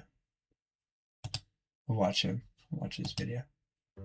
All right. So I do have a question. Did you like this stream today? Do you like me watching videos and just chilling like this? Cuz I feel like I enjoyed it quite a bit. Yeah. So for no particular reason, I'm glad I'm able to do this. Now that I have my OBS and computer. It makes it nice, and it's just fun. Yeah. I mean, yeah, and I like to, I get to yap a little bit more, and I have more material to, yap about. Then also, I'm just able to make YouTube videos off of this as well. I can just easily edit it, and I can put out 3 videos already, which is nice. I just have to edit. The main thing is, like, I don't like editing Minecraft because it's just hard. And it's like, well, I already experienced it, and if I'm feeling bored of it, chances are whoever's gonna watch it is gonna feel bored. But I'm probably not gonna see this next stuff as boring. I mean, because no, this editing, my bad. This editing as boring because it's actually kind of fun to watch this stuff. Then also, I'm gonna make a, like in Joe Bartolozzi's stream, I'm gonna have a video suggestions tab. And if you find like a video that you'd like me to like watch during stream, I'm post it there. Like an interesting video, or like a video that you think would be kind of fun to watch on here. Nothing like be something that's good, like not top 10 best ways to goon or something like that. Top 10 gooning positions. Or I guess, I don't know. It'd really be dependent. That might be good. I don't know. But anyways, I'm gonna watch this video by Bruce Do. films. I enjoy his videos. If you guys have not watched him, I really suggest watching him. His videos are really, I like him. I don't know how to explain them. I like him, and maybe after this video you'll be able to watch him and enjoy him too. This is 10 things that drive me nuts. All right, so for no particular reason, today we're going to talk about 10 things that drive me nuts. All right, here we go. Number 1. When people leave toilet seats up in the bathroom. Now, this has nothing to do with me being polite and chivalrous, but it has... I don't understand, like, the big idea over this, why it just irritates people so much about that. Like, if you see it up and you don't like it up, just close it. Me personally, I like closing it, like when it's flushing, because all I think about is, ew, this stuff is like coming up into the air. So I try to close it when it's flushing, but you know, not all the time. And honestly, it's just not that big of a deal.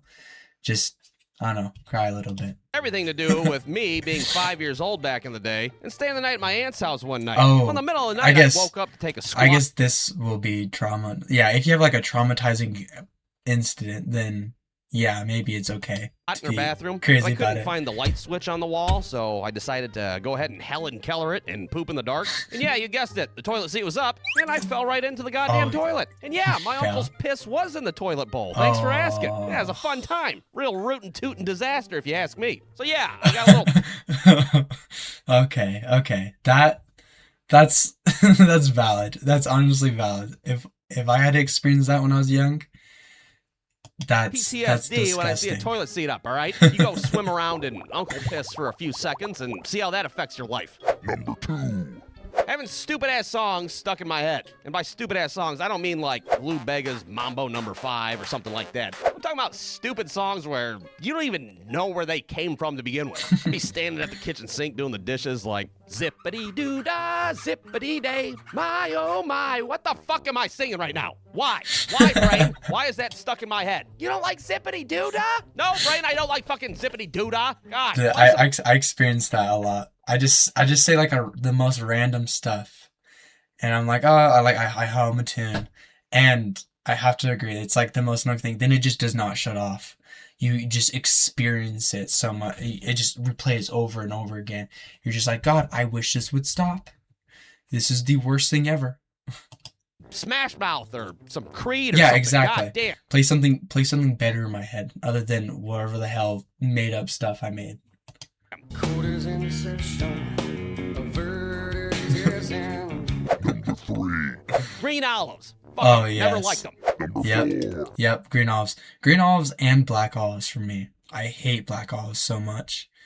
Because I experience them a lot more, like on pizza, on all sorts of stuff. I just do not like olives at all. Green, black, any sort of olives, I just hate. It tastes like I'm biting into metal. Like I'm just taking a a steel beam and I'm just putting it in my mouth and munching it and pretending it's supposed to taste good. Getting text messages from old people. If you are over the age of 60 years old, don't even bother texting my ass. Because I don't feel like deciphering what appears to be a goddamn ransom letter written by a fucking 4-year-old. Happy Thanksgiving. Get soon. Feel good. Dude. Okay, not to be a jerk. Dominic, you are like this. Dude, you text me sometimes and I'm just like, bro, what the hell are you saying to me? Then you've gotten better over the last year, but there's some I'm just like, I look at what you said and I just have to take a sigh and try to decipher a little bit. If not, I just say, huh? And a question mark. The uppercase, I just fat them shit. That's valid. So I think I do that a lot too. Like I just type a lot, but I just go back and delete it because I can't send a text that's just messed up, I guess. 3. No matter who bye it is. bye. Uncle Bob, The fuck is that, Uncle Bob? God damn. I know your ass still has a At flip least- phone. at least but, you're not I don't that know, bad. Utilize fucking T9. That's still a thing, right? Half the time, I don't even reply. But if I do reply, it'll be something like, no, quit it, knock it off. Number 5. Every single goddamn computer printer I have ever met in my adult life. They're all pieces of shit, and they never fucking work. Number 6. I hate when I have to piss in public and I go in the bathroom and all the stalls and all the urinals are taken. So then you just kind of got to stand there and watch a bunch. No, it's probably about the worst thing ever. And then because I do wrestling, I do tournaments, and usually it's a male wrestling's a male dominated sport. So when you need to use the restroom, there's a line. And usually, like, you look at your phone, you listen to TikToks, then sometimes, like, the person next to you strikes up conversation. They're like, hey, where are you from? Of course, we're not, like, at the urinals. We're, like, in a line near the door. They're like, hey, what school are you from? I'm just like, this school. What about you? And they say it. It's just, like, awkward small talk, because you're going to be sitting there for the next, like, 10, 15 minutes. Might as well get to know somebody as you're sitting in line. And I swear, the people inside the bathroom are just taking their sweet time. It takes forever for them to get out. And I love it when, one stall is going pretty good, then just another one, it's just somebody's in there the entire time that you're there. You're just like, come on, man. There's a line out there. You can hear us talking. You can feel the heat in the room go up because of how many people are in there. Please go faster. Of grown men piss like a weirdo. Why is that guy just watching us piss? I don't know. It's freaking me out and I can't go. Yeah, well, I'm not having fun either back here. Can you guys shake it off Exactly. and fucking let me have a turn? Fuck it. I'll just piss in the sink. The hell with you guys. Number 7. My wife's talk to text bullshit that she does all the time, even though she knows it never fucking comes out right. She'll be in her car somewhere and be like, "Bleep, be home soon. Want anything from Chick-fil-A?" And what I'll get on my end is, Dude, my stepdad, he does this all the time. He loves text-to-speech on his phone, just sending texts out. I do not like doing it. I would rather risk my life and text, or just pull off on the side of the road and text than my stepdad. Then having to I kind of lost my train of thought. I just it annoys me. It kind of like irks my soul. I can't do it. I'd rather just wait and text you when I get there, or when I park somewhere and do it. Yeah. And again, what he's gonna say, it never comes out good. Tom Sood, Adam Levine, Dick Parlay? Dick Parlay? What the guy from fucking Maroon 5? The hell is that supposed to mean? No. Quit it. Knock it off.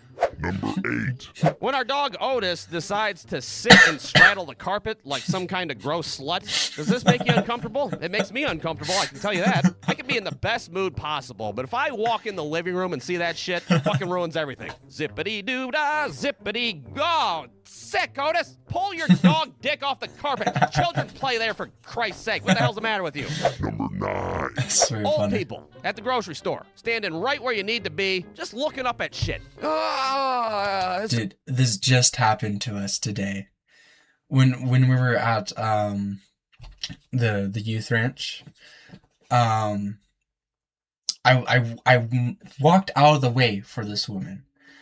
She was coming down like a really narrow aisle, because it's a thrift store, so they're kind of like narrow aisles, and we're in like a furniture section, so there's like a couch nearby, and there was like a keyboard nearby, and I'm like walking, and I go out to the side and I wait.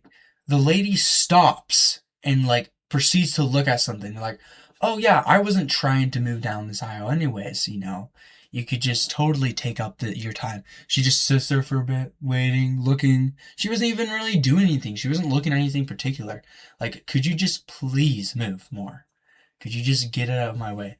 Or, yeah, like, another time I went to Walmart, and there was like a clearance section I wanted to go through. This person, whole lane, okay, there's a whole lane.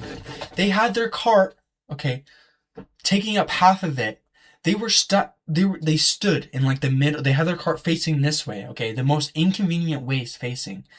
And then they're standing, like right there, taking up the entire aisle. I'm just like, are you the most inconsiderate person in the world? Could you please get out of the way? It makes me angry. I saw that, and I just walked and I pushed their cart off to the side. And I'm just like, they didn't say anything, but I mean, like, come on, be considerate, people. This is the porridge aisle? Porridge? No. Just looking up at shit. Is this the porridge aisle? Porridge? This motherfucker, I swear to God, there hasn't been porridge since the 1880s. Now, get out of the goddamn way with your fucking Goldilocks and the Three Bears ass. Skedaddle, get. I swear to God, one of these days I'm gonna just physically remove an old person from Kroger's. And everybody around me is gonna cheer like I just gave a 5-year-old CPR. Number 10. Sometimes our kids do this really cool thing where they decide to take a shit in the bathroom, then not flush the toilet, and then, oh yeah, why not? Let's shut the door and let our pissy, shitty smell marinate the bathroom for a few hours. That sounds fun, doesn't it? Well, guess who's the first one to open the door back up? My unassuming ass, that's who. Blech.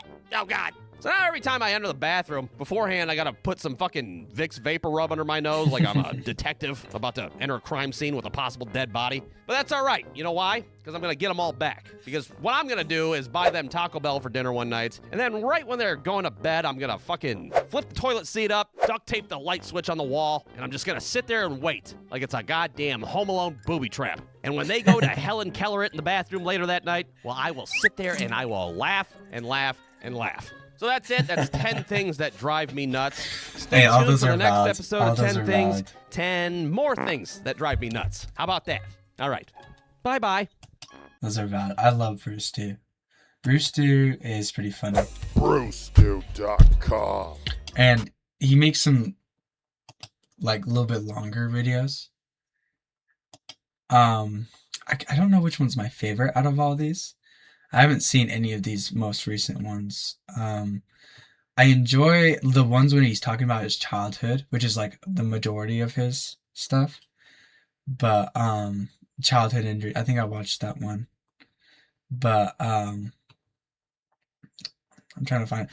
Oh, there's one video where he's talking about him having like a Nerf battle with one of his friends, and his friend having like they took like a machine gun, like not Nerf gun, but like airsoft gun, like down a main street. I'm just like, that's totally something I would have experienced. And like my luck, I would be part of that group of people to do that. And I'd get in trouble and get my stuff taken away. There's a lot of videos I haven't seen. He's pretty funny. I like him. I used to watch him a lot more. I was a couple years ago. I also like Highboy, but he's not really much of a person you could comment on. He makes videos explaining movies.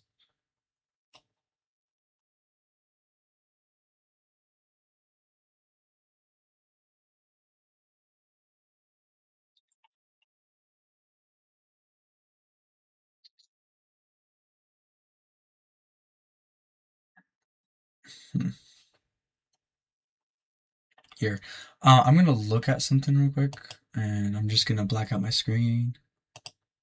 You can still hear me though.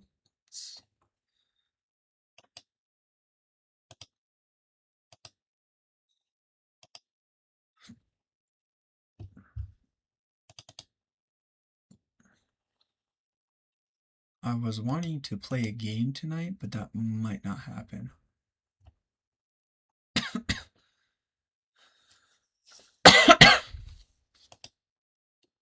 Yeah, no, all of that's deleted.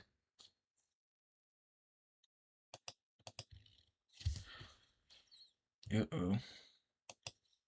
Okay.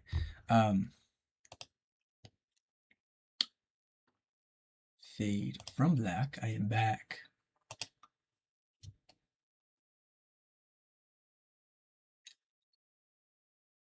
I guess we could play some like online. Is there like an emulator?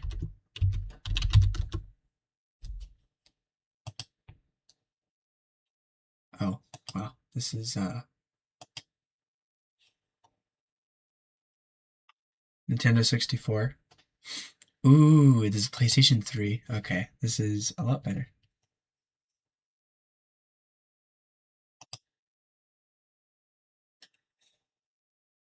I just want like just a quick emulator. And I want like an emulator. Oh, I know the perfect. I know the perfect thing. Yes, school math games. Okay, let's see. What should we play? Should we play like trivia? I didn't know they had trivia. Name that flag. Ooh, I'm gonna do that one. I didn't know I was even gonna do trivia. Okay. That's Australia, France, Brazil, Japan, South Korea. I thought it was Japan. Mexico, Turkey, Switzerland. I think that's Afghanistan, Sweden, Ireland.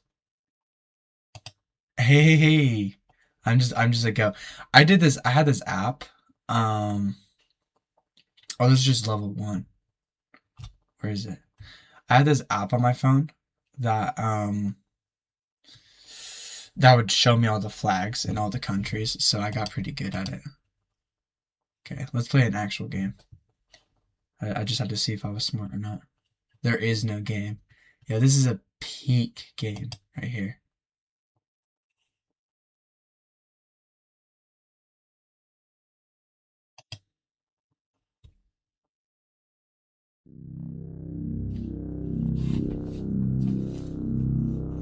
Playing There Is No Game. Have you ever played this game? Chat. Hello, user. I have bad news. Actually, there's no game. So, I hope you're not too much disappointed. You can still watch TV, go outside, read a book, ask for a refund. No refund, that game is free. This is not a game. It has nothing to do with a game. It's just a massive package of boredom.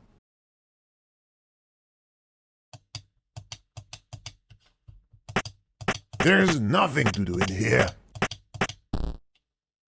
What have you done? You've just ruined the title. Put it back. Put the letter back. Come on. Come on. I actually kind of never mind. I will fix it next time someone will launch the game. The non-game.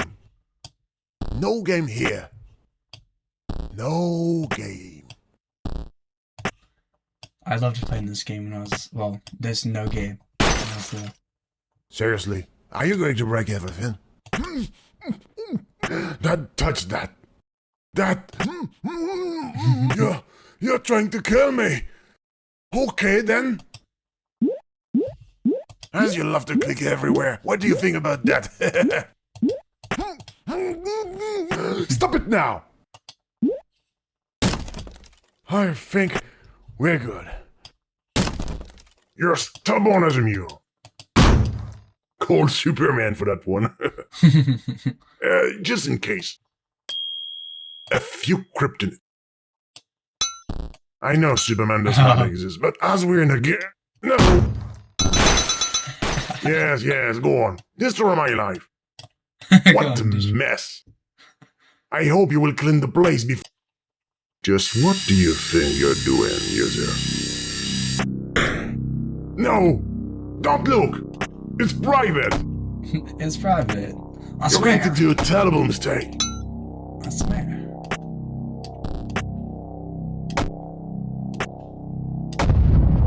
No!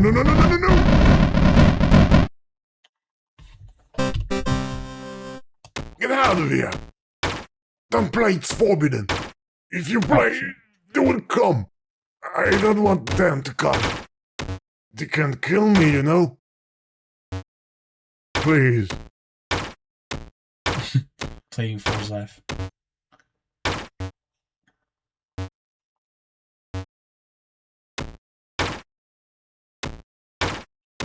Stop hitting the bricks!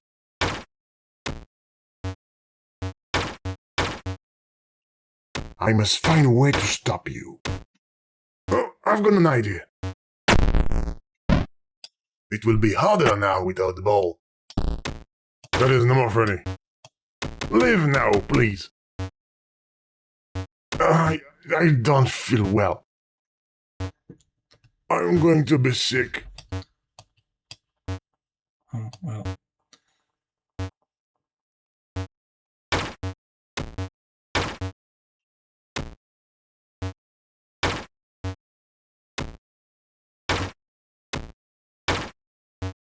This takes a while. I haven't played this game for a while. Oh no.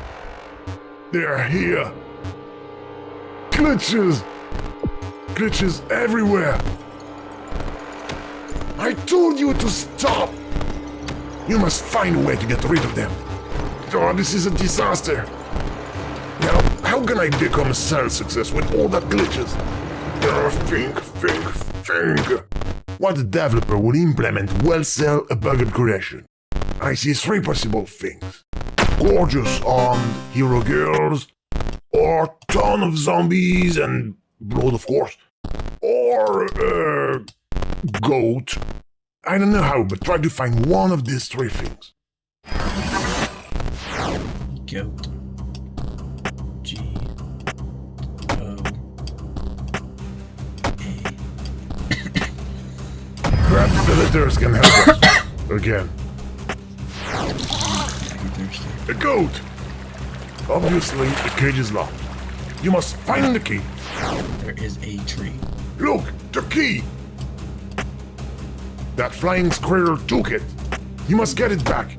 Find a ladder or something to go up. Something you can climb. That reminds me of my childhood. I used to climb a huge tree in the garden. Well, this is a small tree. If only it was bigger.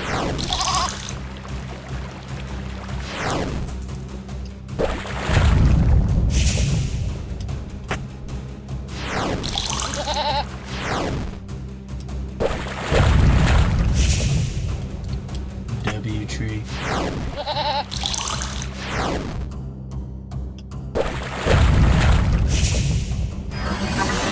There we go.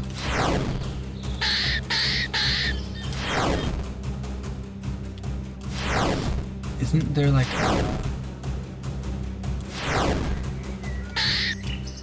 There it is.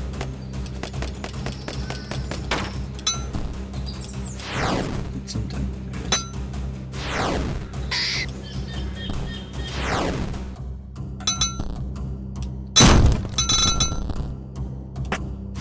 Ticky scroll.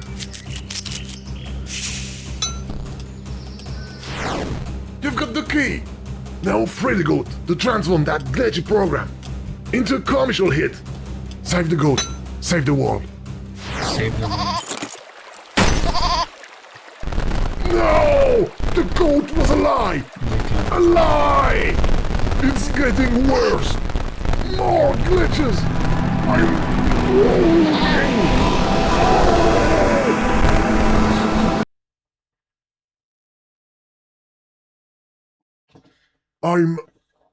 I'm not dead. I'm alive! I was wrong.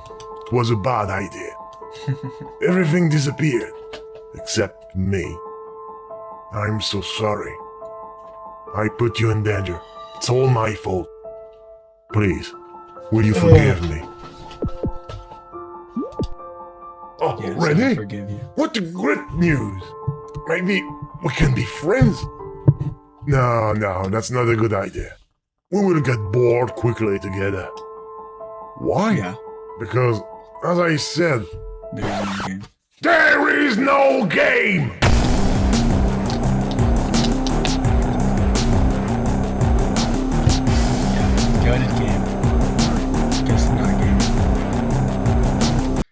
It's probably about the best one in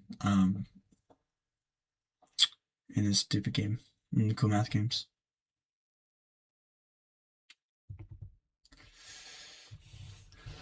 Don't diss my no face puff.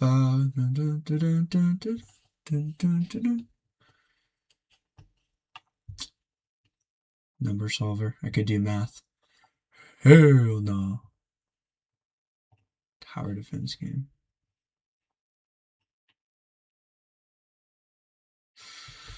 Ooh, OVO is pretty hard.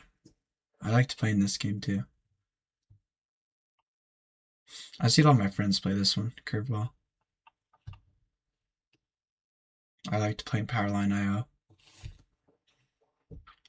Yeah, I don't know, I'm just tired.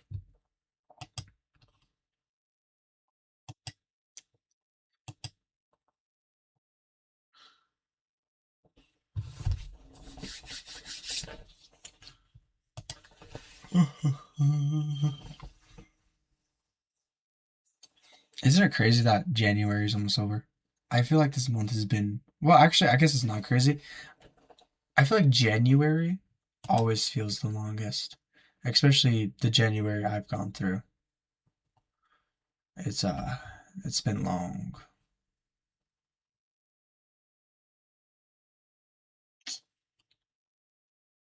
Building games. Oh, color sort.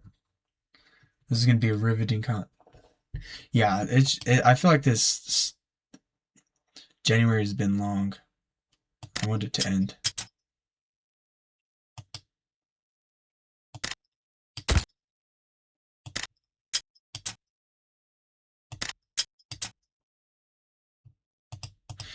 I want just spring to come, honestly. Spring is always, like, the best. Because it's just like, we're so close to summer, you know? So close to summer, so close to, you know, feeling good again.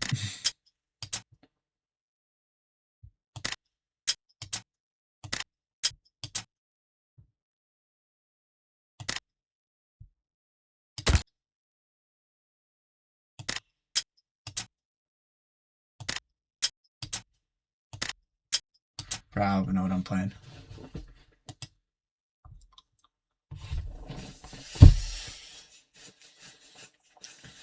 I have to, I think, mess with some of my settings. So I can't really play any games right now, except for if I go to my Xbox. I guess I could do that. I don't know though.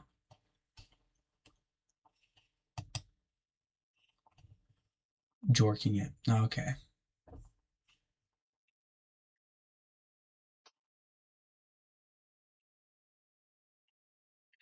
Dude, I think I watched this video. Salvia? Have you heard of salvia? It's this drug, and it makes you like go crazy. Like it can make you feel like you're a ceiling fan for 20 years in a home.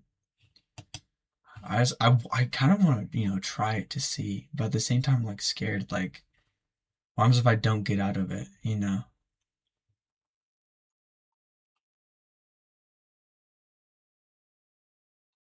Could you feed Tyrannosaurus Rex? Let's see this. Have you I ever might wondered what you skip would to do this if one. you encountered a real-life T-Rex? Well, today we're gonna find out. Bro, who made This that? thing is over 6 foot long and weighs over 600 pounds and is a real-life replica of a Tyrannosaurus Rex. And That's today we're crazy. gonna shoot it with the world's most powerful gun, 50 cal? 500 Magnum Desert Eagle FOS 12 gauge A square 577 Tyrannosaur, 700 BMG, Tyrannosaur. a 4-bore rifle, 950 JDJ. Dude, look at the barrel on that gun. BMG, a 4-bore rifle, Look at 950. that one. But look at this. This is like an elephant gun, bro. Look how big that barrel is. It's like that one gun in Shields. Just like a elephant killer. JDJ. It's time to ride the lightning. Oh, Hello, darkness, my old friend. Dude, did you see the kickback? Oh my god. Everybody, my name is Scott, and you're watching Kentucky Ballistics. And you know, there's something I have course, always Kentucky. wondered. Could I actually defeat a real life? Is the I'm just gonna skip because I don't want to watch the full thing. before we Gremlins channel? I just want to see him shooting it. Help me out with this. Also, how does one purchase that? Oh, there we go. They have slow-mo let's cams. go right for the nose. It didn't even look like it hit it. Did it bounce off? It looked like it bounced off, honestly. Yeah, I think he's just probably slightly irritated. He probably didn't even feel that. Now, I'm going to be completely honest. I can't even tell if I hit him. If I did hit him, it didn't do anything. And that proves my point. You need something a little bit bigger than 22. Okay, well, let's step it up to something that's a little bit bigger and the most common pistol caliber in the United States, 9mm. 9mm. This is a Ruger RXM 9mm, and I'm going to be loaded up with some 124 grain Hydra-Shock.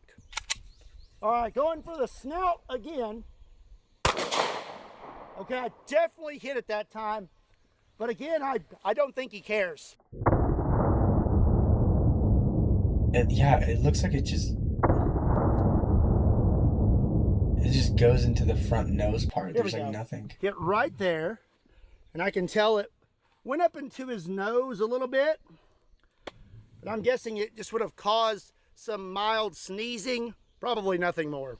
9mm did absolutely nothing, but you know what I think will do something? The Lord's caliber, 45 ACP, 45. but not just one. ACP. We have two 45 ACPs. Oh my God. This is my Dueler, and this is a double barrel, Double 1911. barrel? And I'm loaded up with 2 rounds of 45 ACP. That's a crazy critical looking defense. gun. Okay, Mr. T-Rex. 2 rounds coming at you. Oh, shut off his teeth. His front tooth out. Oh, I see. You can see it go in. If you watch it again, you can see it go. Oh, that might just be the shockwave. Yeah. I can't tell where they're going. I saw like a little something in there.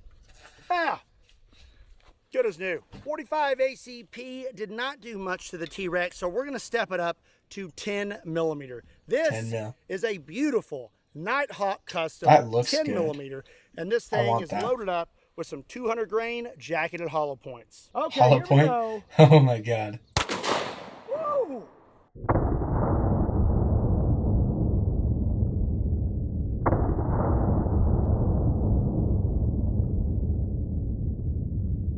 Looks like I hit somewhere in here. And again, we're not making it very far into this thing. I'm definitely thinking that if I encountered a T-Rex up to more. This is a Taurus 44 Magnum, and I'll be loaded 44 up mag. with something Oh real my God, special. this gun's humongous. This is a 44 Magnum. This is a Black big ass gun, Talon. bro. There we It's a go. big We ass go pistol. right down the It's like a snip cannon. Again. Oh. Oh, okay. I would say he felt that one. Yikes.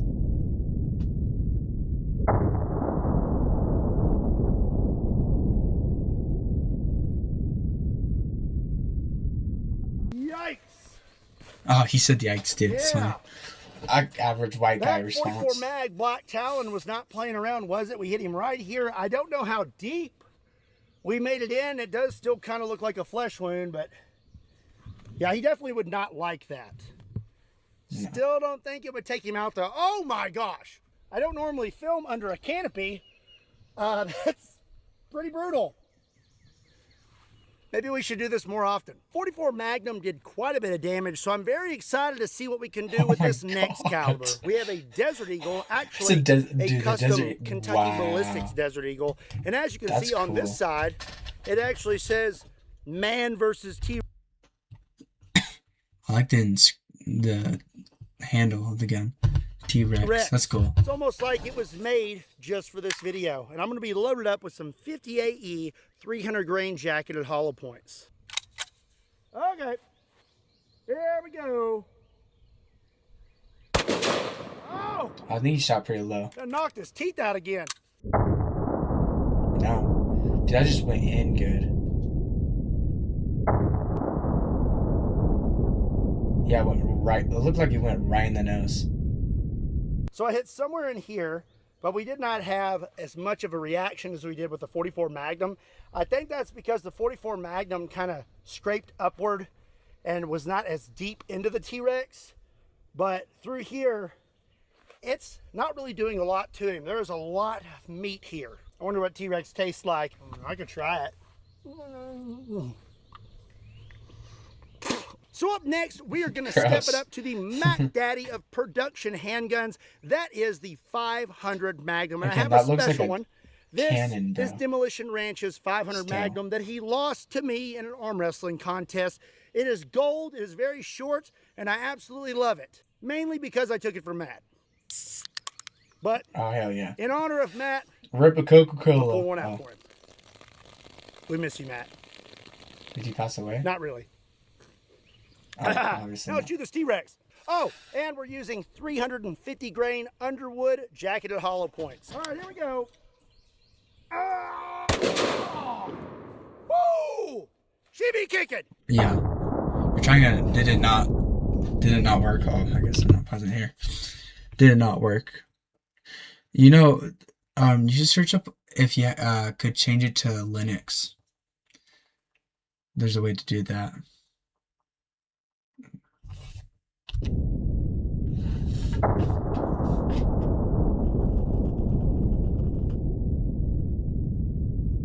I still don't really know how Matt shot this.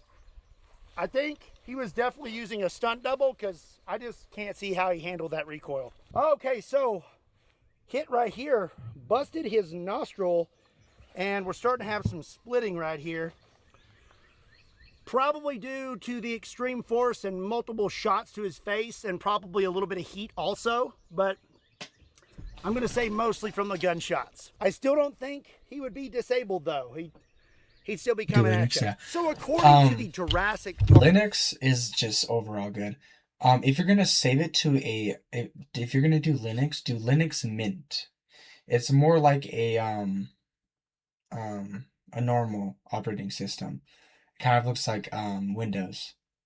And if you do end up downloading it on the thumb drive, don't delete it, because I have a computer that I want to do that with. If you find a way to get Linux Mint on a thumb drive, let me know, because there's a computer that I want to switch over to it. Park movies, some of the best defense for a dinosaur is the SPAS 12 gauge. So we have to at least take one shot at this T-Rex with.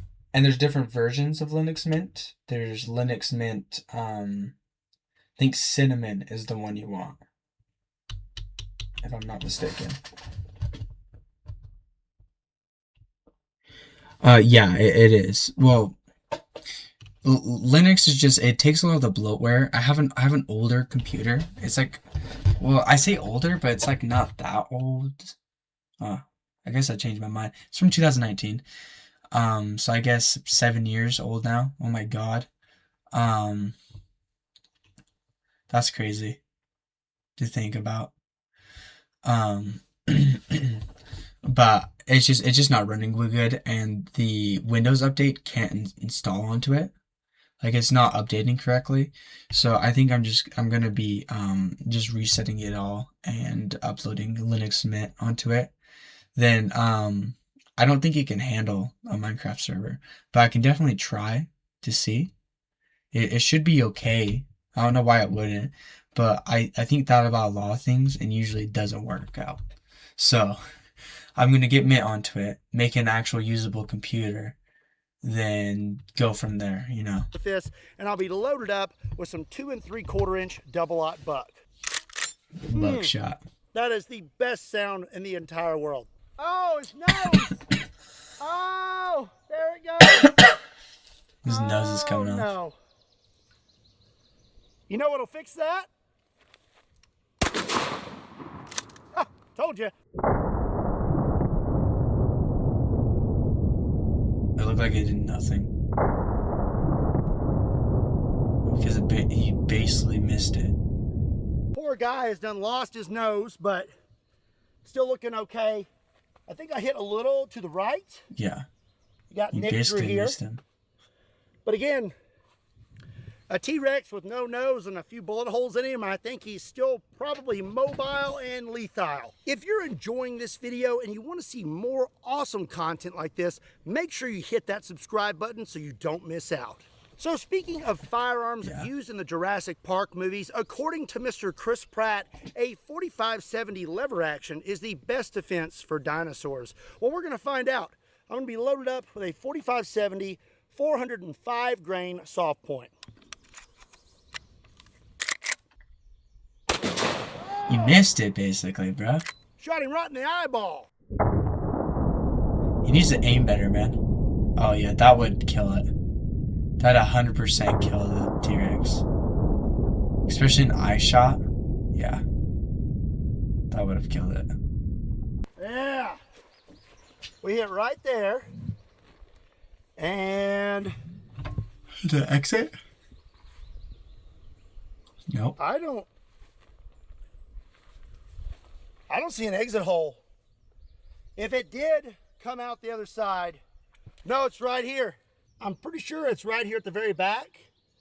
Must have slipped through his cheek and then stopped before exiting. I still can't believe it didn't make it all the way through it though. We did not hit any bone or anything like that, and it still did not make it through. So I am starting to determine that safari rifles are probably the only answer for a Tyrannosaurus Rex. But before we move on to some really big boys, let's use one last common rifle caliber. What the hell is that barrel? 223, and because it's a T-Rex, I think we need a little bit of extra velocity.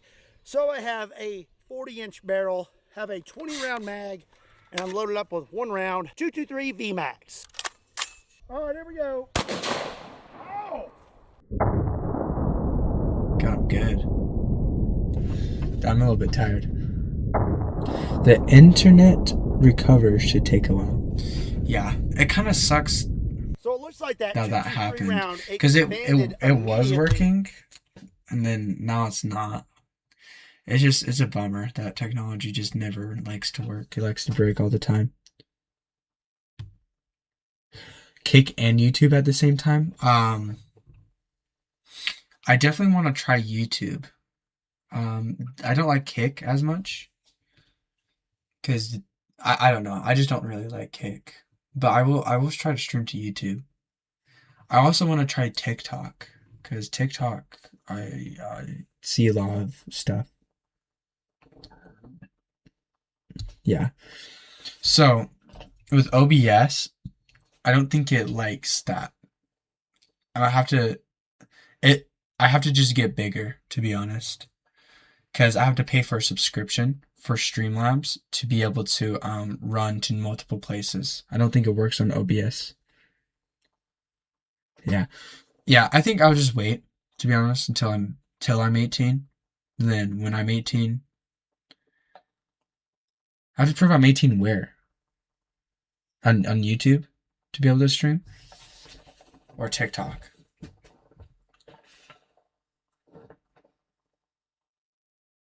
Oh yeah. I think I already did that because I've accidentally tried to stream there before.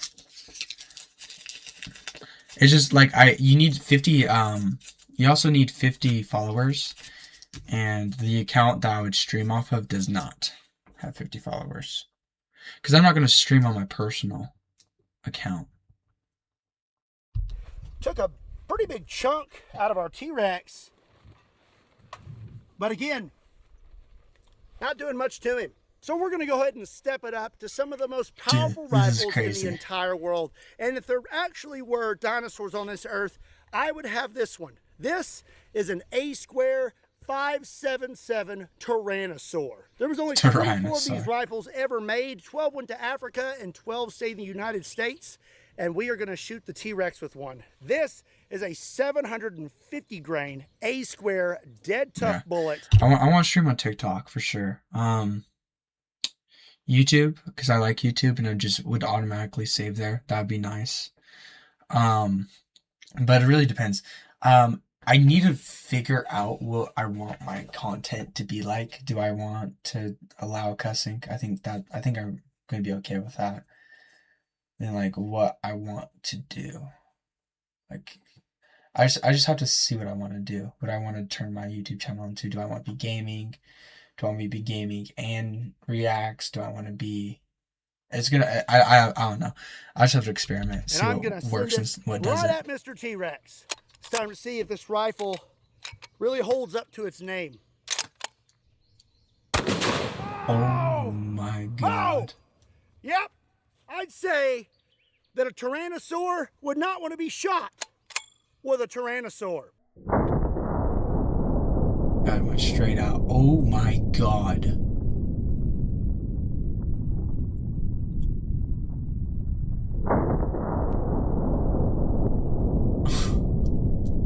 Yeah, that would kill it.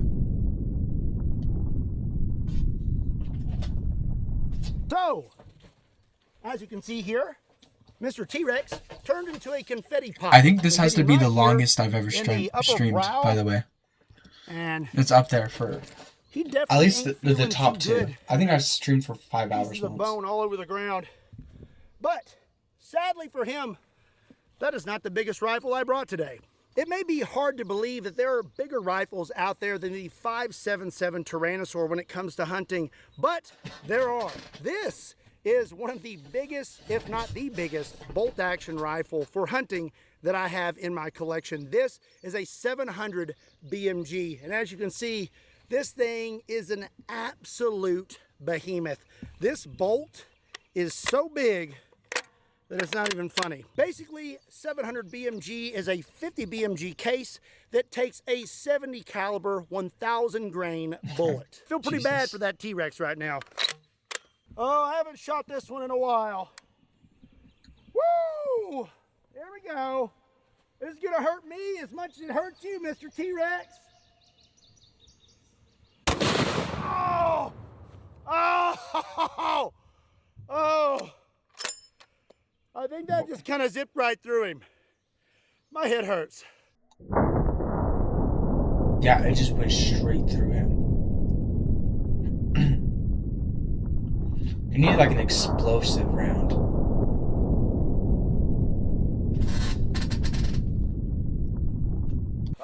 It's working, dude. That's sick. 700 BMG would probably Awesome, be a bro. pretty good option. Send me a for picture on T-Rex TikTok. I hit him right Not TikTok. here. Oh my god, Snapchat. And as you can see, that's a pretty big hole. Actually, that's huge. That's crazy. That is a big hole. And we went right through. You can see here, we have some green. And I'm not really sure, but we came out the back somewhere in this area. So now it's time to get serious. I have 2 more rifles to use in today's video. That's good. And they are the most powerful Send me a safari snap when it's rifles done. in existence. First up is going to be a 4-bore rifle. This is my Christian Firearms single shot falling block 4-bore rifle. This thing weighs over 20 pounds and produces over 200 pounds of felt recoil. It has a 1-inch diameter bore and it fires this. This That was is like an a artillery shell. 2,150 grain bullet that is 1 inch in diameter. This is designed to take down the largest animals in the world, both modern and now we're going to find out if it can handle prehistoric animals. Okay, let's load this thing up. Your block comes down and then you load in your round. Basically handheld artillery. Oh, it's time to ride the lightning. Oh, hello darkness, my old friend. Oh, oh.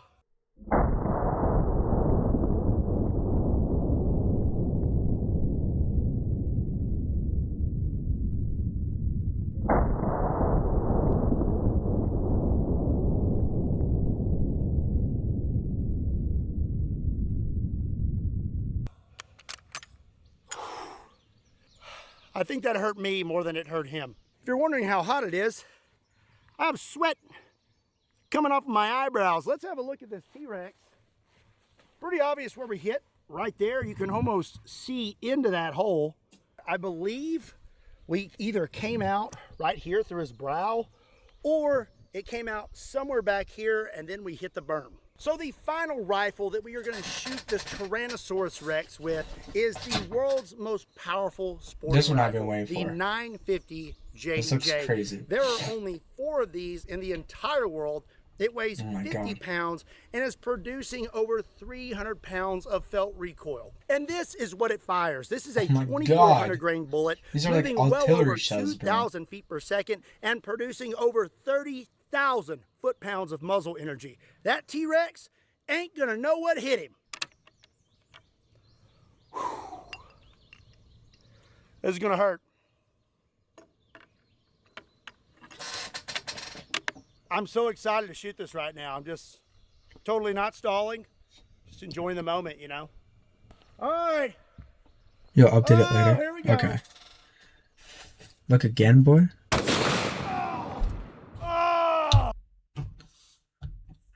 Did you send me something? Send me something? Nice. Heck yeah, bro.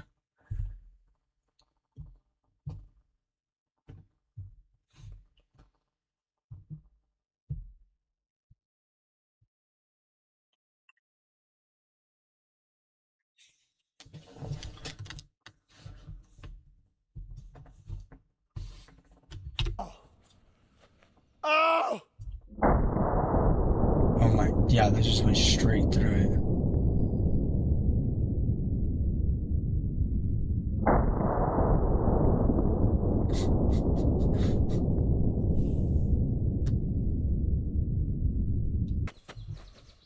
Oh! It's so hot. There's so much recoil. I mean, yeah, I saw the snap you sent. You can do the Linux thing right now. Yeah, I don't really know how to do it. I looked into it a little bit, but the one I want. So there's different Linuxes you can get. Like I said, the one I want is the Linux Mint, and here. Since I'm just here.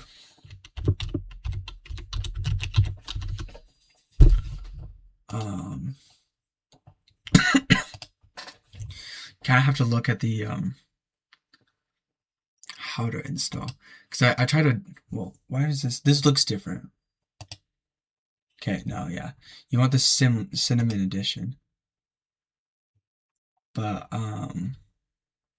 you have to get something. Anyone who can produce a fake ISO image is responsible. I'm not gonna, I hope I didn't just mess up. But yeah, you have to go through this like weird thing. I'm sure the GPT can help you out with doing it, to be honest. I like that. But also that if you were to do it once and just to have it, I'll use the crap out of it. Then any computer we come across, like, here's the thing, with Linux and doing it, you can buy some old, like, remember that laptop we saw in the pawn shop? How it's like really old? You can wipe it and boot it with the Linux Mint, and it will be like running a newer computer, because it takes all of the bloatware of the devices, and it just runs better, and you can run a lot of simple stuff. Like, you don't need, it's not a gaming computer, duh, so you don't need it for like gaming or anything like that. So you don't need the you just don't need this extra stuff. And if you do it once and have it on a stick, I mean, you'll have it for like a long time, because you won't really need anything else. Okie dokie. Well, the 950 JDJ is made to penetrate, and boy did it. This guy is falling apart now. I hit him right here, and as you can see, broke his entire nose. This is broken. He's falling apart, and we went completely through him. His skull, look at this, is completely cracked. I mean, if you could find a good spot to set the 950 JDJ, I would say that would definitely be your best option if a T-Rex was on the loose. So there is still quite... That was kind of cool. I like Cybertrucks seeing as stuff. durable as Elon It's says Whistling, they are? It's Whistling Diesel. He's in jail. Let's find out. I've actually never watched Whistling Diesel before. I've never watched him. I've not watched a single video. I've seen clips of it, but I've never watched a video of just him. Here, I'm gonna save this video when I'm not tired.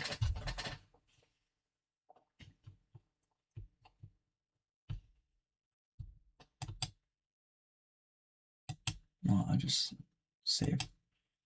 Watch later. Killing Hitler.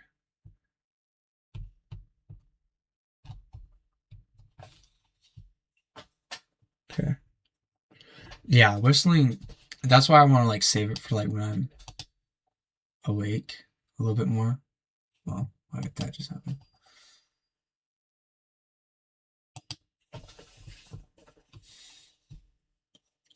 Whistling to everything. Wow. And this is him coming back, I guess. Got arrested for tax evasion. Yeah, that's the one. Yeah, I like this type of stuff. I might have watched a video or two when I was younger, cause he kind of seems familiar. Want to take you to school tomorrow? Where do you go to school?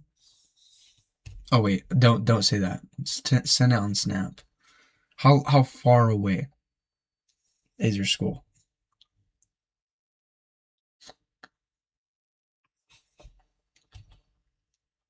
I guess you could send that on Snap too.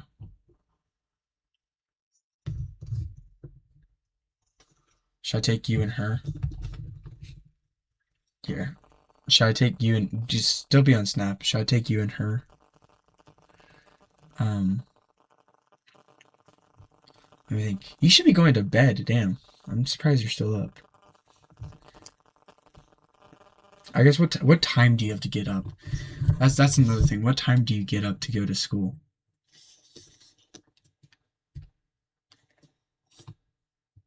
Hmm, 8:35.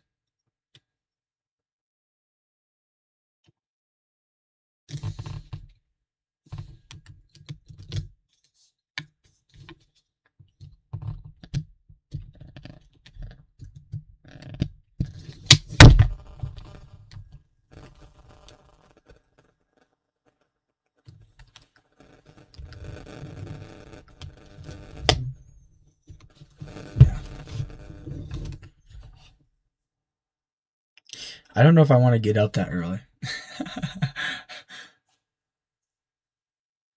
Do you usually take the bus or does your parents take you?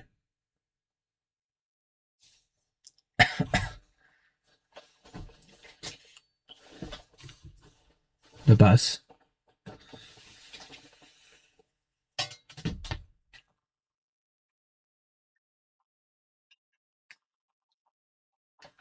Yeah. I don't know, man. I don't know if I want to get up that early. 7:30? Because I'd have to go to bed now, or I'd be dead.